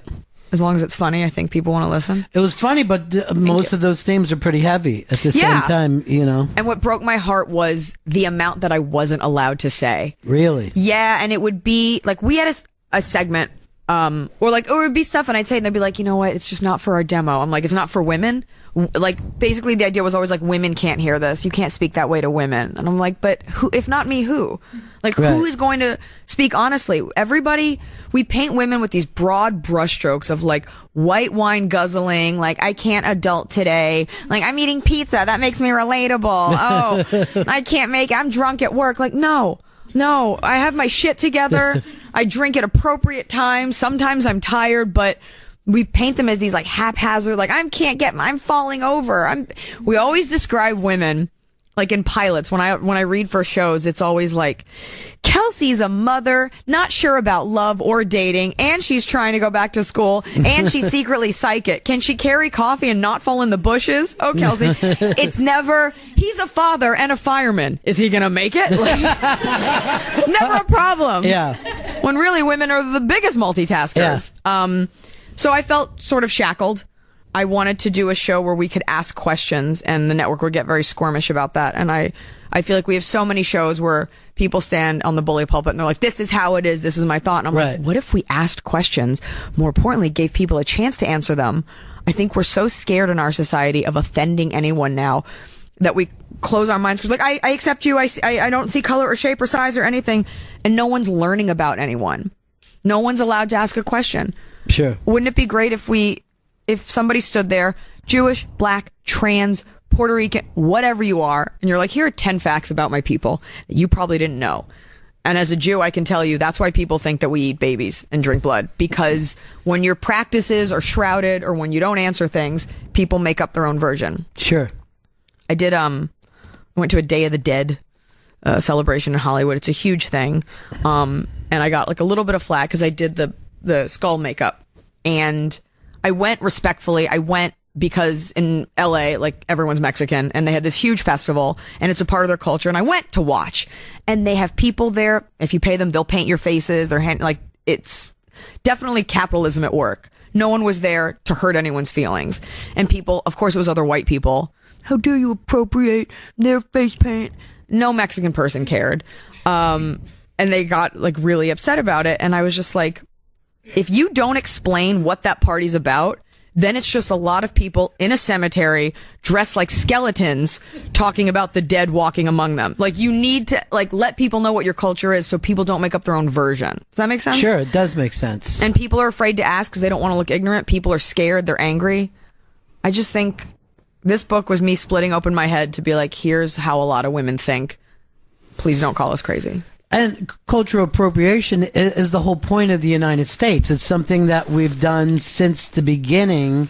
Something white people have done since the beginning. Well, that's a good point. White people are very good at going around picking things out, like I'll use this one, I'll use that one, and sometimes poorly. But how else do you get to know other people unless you get involved with their culture a little bit? And I think obviously there's getting involved and then there's involving yourself. Yeah.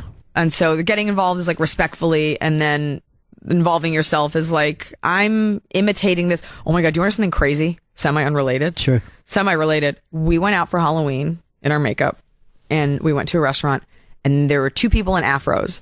And I was like, okay, there's two people with afros. And I walked by the guy, and it was a white man in full blackface.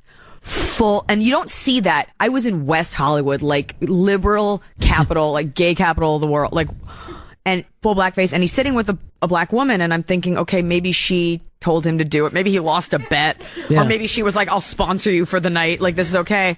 So I go to the bathroom, and she walks in, and she was white, and she was in full. I feel weird even telling the story. Like, I feel like I've done something wrong. She was in, this is what Jews do when we pray. I'm covering my face. She was in full blackface, and she had a brown lip liner, and she was outlining her lips. And I'm standing there, and I had one drink, and so I was like, bitch, make sure, like, it's always like no good deed goes unturned. Like, I'm like, if I stand up for her, and then what if the whole restaurant's like, she's actually black, she just has white features, and she like, I knew I was gonna be the bad guy. And I just look at her, I go, are you visiting? Like, trying to think, maybe they're from like Amsterdam, maybe they're from Europe, and it's different, because you're not African American there, it's different relation. And she goes, yeah, but I could hear she had an accent. And I go, you live here? And she goes, yeah. And I was like, and I just walked out, and I sent my fiance into the bathroom. I'm like, you go talk to that guy. And I went to the manager. I'm like, you have two people in blackface. And she goes, we don't know what to say. I'm like, you have to get them out. She was like, if they're tourists, they're never coming back anyway.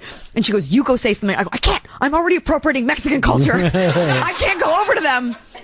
So my fiance went in, and he talked to the guy, and the guy's like, I'm from Turkey. And my fiance was like, do you realize what you're doing? And the guy was like, yeah. And he was like, just so you know, you're going out into a parade where there's going to be a lot of very liberal people who might not be as kind. And the guy like didn't seem to care. And so like, as like a good-hearted person, you want to like stand up for people and say, I don't want this in my community. But what do you do when someone's just that weird about it? Like, I know. Bye-bye. I guess I just hadn't seen blackface. I'd only heard of the ignorance. I hadn't seen it. And I hate to say this part, I'm not joking. They were eating fried chicken. Yes, it was the special. Yeah. A lot of people were, but I felt particularly pointed.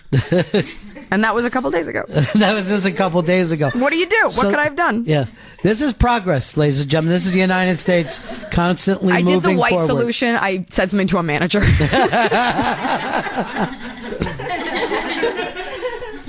I just realized that. Girl Logic, the book is out now, and this is about the constant struggle that goes on in your mind as you go back and forth with things, right? Which is basically that story. I mean, you could have taken that story and put that in. Like, you're trying to find excuses for that behavior.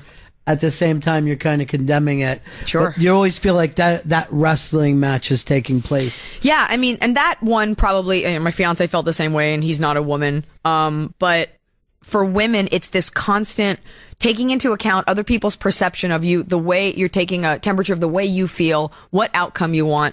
The boilerplate example I use to explain it, and obviously it's much more complicated and we use it for so many things, is when a guy says, what do you want to eat for dinner? Because that's always, couples always argue about it. Yeah. And it's always like, why can't she just pick? And of course you can pick sometimes. The guy's like, I want pizza. Often a girl can't just say pizza because we're judged on our bodies. Pizza contributes to a bad body. And you have to think, am I dieting? Did I work out today? Am I working out tomorrow? Am I wearing something tight? If I'm going out in like a tight dress for an event, I don't want like a dinner pooch, Thinking about these things, and that's just like on a micro scale. And then you have to factor in, and I know this part does sound crazy, but we do this. Women are inundated with fantasies about what it's going to be like when you go to this restaurant, what an Italian restaurant should look like. And then we craft a restaurant, or like we're getting ready for the night, right? Just so you know, guys, we have developed an entire fantasy of that evening. And maybe it involves like wearing thigh-high boots. Maybe we'll go out. Maybe we'll drink a little bit. Maybe we'll stay out. Maybe we'll go to a rave. Maybe we'll go to a restaurant with tapas and Christmas lights, but they also have Asian-inspired things. I'm going to wear this really fun hat, because when I wear that hat, I feel like late 90s J-Lo. And that's how I'm vibrant. And you walk downstairs and he's in his underwear. He's like, "You want pizza?" And you're like, "Yeah!" Like you had a feeling, and you put on oil, and you were in shining. And those fantasies are informed very much by messages about the types of women we're supposed to be. And this happens in an instant. And then all the people are left was like, "Wow, she's crazy." And you're like, "I am taking everything into account." Because I'm trying to figure, and we do this for everything, jobs, work, other people's perception. So we take in a lot because we're expected to be a lot to so many people at once. I also think women are normally more concerned with the greater good, too. Maybe because you didn't grow up playing as many competitive games as boys did or whatever. Boys are very happy to have their friends loose. It doesn't bother us. I love my friends losing. Yeah. That's interesting. Yeah. I think the whole promoting feel-goodism, I think it has to do with maternal instincts in our biology. When you eventually will be in charge of, if your body's designed to carry a human, I think Mother Nature, although Mother Nature's not been kind lately, it's promote, kindness. There's a certain, women are softer. We're very tough, but there's a softness. You look to a woman for that warmth. The father is the enforcer, the woman's the sweet one, even though she's tough as nails under it. Right. And I also think, you're very good at your job, by the way. Yes, I am. Yeah, you're very good. Because I was like, I haven't thought about that. It's in the book. How did he know? Women are taught to be ladies. Guys are taught to be brutes. Gentlemen too, but like women I grew up playing sports. And it was always this emphasis on like knee-length skirt. You're representing your school at all times. Shake hands, even though you want to punch that girl's lights out on the other team. But you're a lady, and we don't want to. Our team, we were like third in the state in lacrosse, and we still had to play on like a garbage field. And the guys who didn't have the same record, they got the nice field. And there's always this emphasis on women, acting like ladies, being kind. And male professional athletes are like committing vehicular manslaughter, are raping women, are going to jail for charges, drug charges, getting in fights. And women, it's looked down upon when Serena Williams cracks her racket. Like, she's a fucking athlete. Like, let her get it out. And I don't think our society yet understands how to deal with female aggression, even in a concentrated form, in the context of a sport, I think it's uncharted territory because an angry woman is seen as not attractive. And not just by men, but by other women. Like, even other women have a difficult time, I think, recognizing a Serena Williams. Yeah. And because we haven't had a lot of experience, that's the other thing. We have new generations of women playing sports. I'm a huge Ronda Rousey fan. It's also important that you back up your aggression with winning. Right. If you don't, then you're just a very aggressive loser, which is like a psychopath. If you keep losing and you're that hyphy, then like whatever. So, but it is, I think we're seeing now, and we're seeing this in television and sports and just in the ether, that women are these multifaceted caricatures that can't be painted with these broad strokes. Some girls fit into that category, but you can be so much more than just one dimensional. And I think that's an important thing to remember.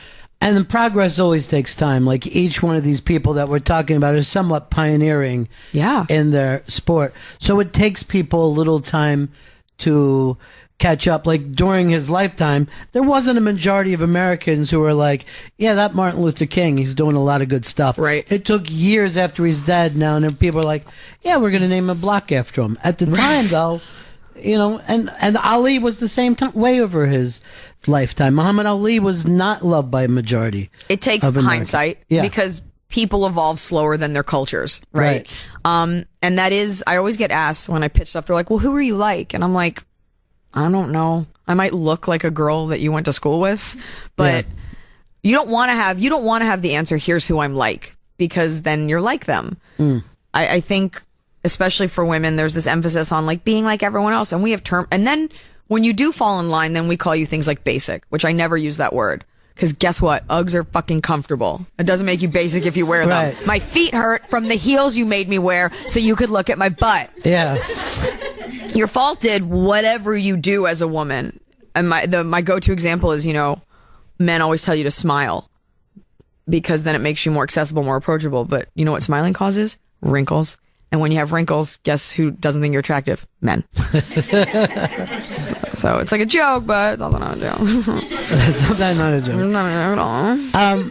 Also, I think in comedy, the people at the top are supposed to, with women, are supposed to carry it forever. Like Amy is supposed to be pulling women up, but once again, I'm going to use Bill Burr because, he's at the top of his game. But no one says, "Hey, who are some other great white comics out there that you can recommend to me?" You know what I mean? Like it doesn't happen that way, right? I guess it depends on your platform. Mm-hmm. I don't think Paul Poundstone, who I love, has ever talked about specifically pulling women up, so I don't look to her for that, and I think she's brilliant. It depends on your platform. And I know her, and she has a lot of girlfriends who are comics who so I do think, you can walk the walk and not do it on a gigantic scale. I have a female manager, I had a female head writer of my show, a female showrunner. I think it's bullshit. I think it's a weak mindset when women are like, just love other women and pull them along. I'm not saying she said that. This is a whole other person I'm making up. Because that's not feminism. Just blindly loving women. I believe feminism should be based on merit.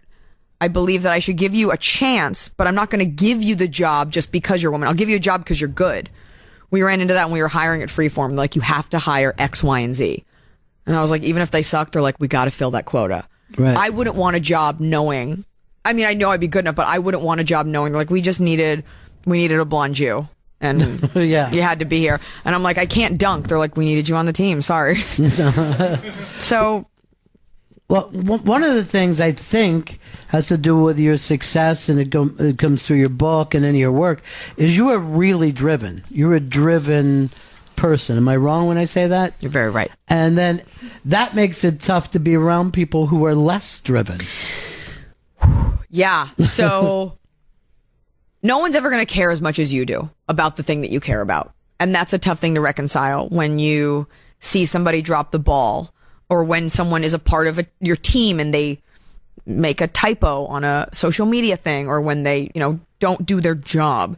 Because I'm sitting there, I'm like, I got up at 6 a.m. to do this press, and you didn't have the wherewithal to send out a tweet with the right spelling of my last name, things like that. And you have to, it is true, if you want something done right, you really do have to do it yourself. And you also have to remember that most people are complacent, stupid, and bad at their jobs. And you're lucky if you're in the career long enough, you can carve out people that you respect and want to work with. But even not on a personal note, just, you go to a comedy club and you see like a celebrity that's like, I'm just trying out stand up. I'm like, cool, well, that's eating in to time that I would want. Yeah. Because you're just trying it out because music didn't work out for you or something, Yeah. I guess all you can do is ignore them, hope they go away, or hope they find a passion that works for them. But yeah, you can't expect everybody to be as on it as you are. And that's maddening. I get agita thinking about that.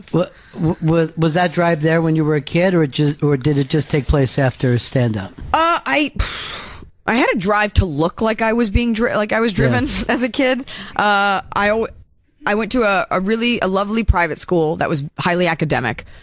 So I learned a work ethic of like 5 hours of homework a night and sports and, things. And I think my friends were better at it than me. Like, I always did my homework. Doesn't mean I got an A. And all my friends went to these like amazing like Ivies and Ivy lookalikes. And I thought I might go too, because like I looked like I was doing the work. I did not get in anywhere. Mm-hmm. So the work ethic was there. I think I was just doing the wrong work. But sometimes you just got to go through hell to figure out what works for you. You can't just, people think for any job, like, oh, I can do that. And they don't see the years of dedication and passion that go behind it. The sleepless nights, the 6 a.m. flights, schlepping my dog through the Detroit airport, missed flights, missed weddings, birthday parties, performing with the flu, things like that. And every job, by the way, I mean, you've worked in radio, so you have pretty much never had normal sleep hours. Right. Every job has its trials and tribulations, and it's not in my interest to sit here and be like, here's how hard my life has been.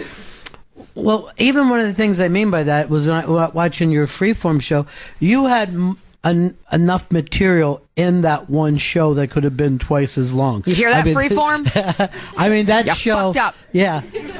That show was just packed full of stuff as if you wanted to say as much as you possibly could. Absolutely. Inside of that. I'm glad that you noticed that. It was like ripping out my heart. You have to go into the edit, and it had to be, I don't even think 20, a normal TV show that's a half hour is 22 minutes because of commercial. I think ours, for some weird reason, had to be like 20. And I'm like, but if you cut out this joke, then it negates what I said in the first place. They're like, we got to make the cuts. Yeah. And you're like, fine, just take my hair while we're at, take my arm, take my nose. Yeah, it was tough because you have so much you want to say. And even my stand up is like that. I talk so fast, and it's from a place of, at first it was insecurity because I thought if you're not laughing, you won't notice because I'm giving you another joke. And then it's just become from a place of like, I just want everything in my heart to come out. I was at a benefit, a Ray Romano, he invited a bunch of comics to do a charity benefit for myeloma. Peter Boyle passed away from it, so it's near and dear to him. And I went downstairs. I was standing with Mark Maron downstairs, and we were watching Ray. We went to go like hear the crowd just to hear what they were like. And we're watching them, and Mark, I bring him up at the Comedy Store 4 nights a week. You know, like we've seen each other's act. We really like each other. He wrote a blurb for my book. So we're watching Ray Romano, and I go, they're good. The crowd's good. And Mark goes, they'll be fine. I go, yeah, we'll be fine. He goes, you'll be fine. He goes, do what you always do. Steamroll over the audience. Don't wait for applause. Do your voices and get off the stage. And I was doubled over laughing because no one gives me shit. And like, you wouldn't say that unless you like the person. Right. And it's true. I don't wait. I just go and I hope you're laughing, but it's a bad habit. Especially when Ray is on, where he's taking all the time in the world. Takes a lot of time. Yeah. He takes a lot of time. It's a slower paced, human. I did tone it down for that because there were a lot of elderly people in the audience. I wanted them to absorb it. Yeah. But the fact that they're very old. But it was just funny that he said that to me. I was like, that's awesome. Well, I want to thank you for coming in, and congratulations. Thank you. Your interview was so good that I felt like my answers were bad because your questions were so good. I was like, am I saying the right thing? No. How did you do, everybody? It was all right. Girl Logic, pick it up. Thank you so much. Thank you so much. See you next now time. Oh, we're going to hug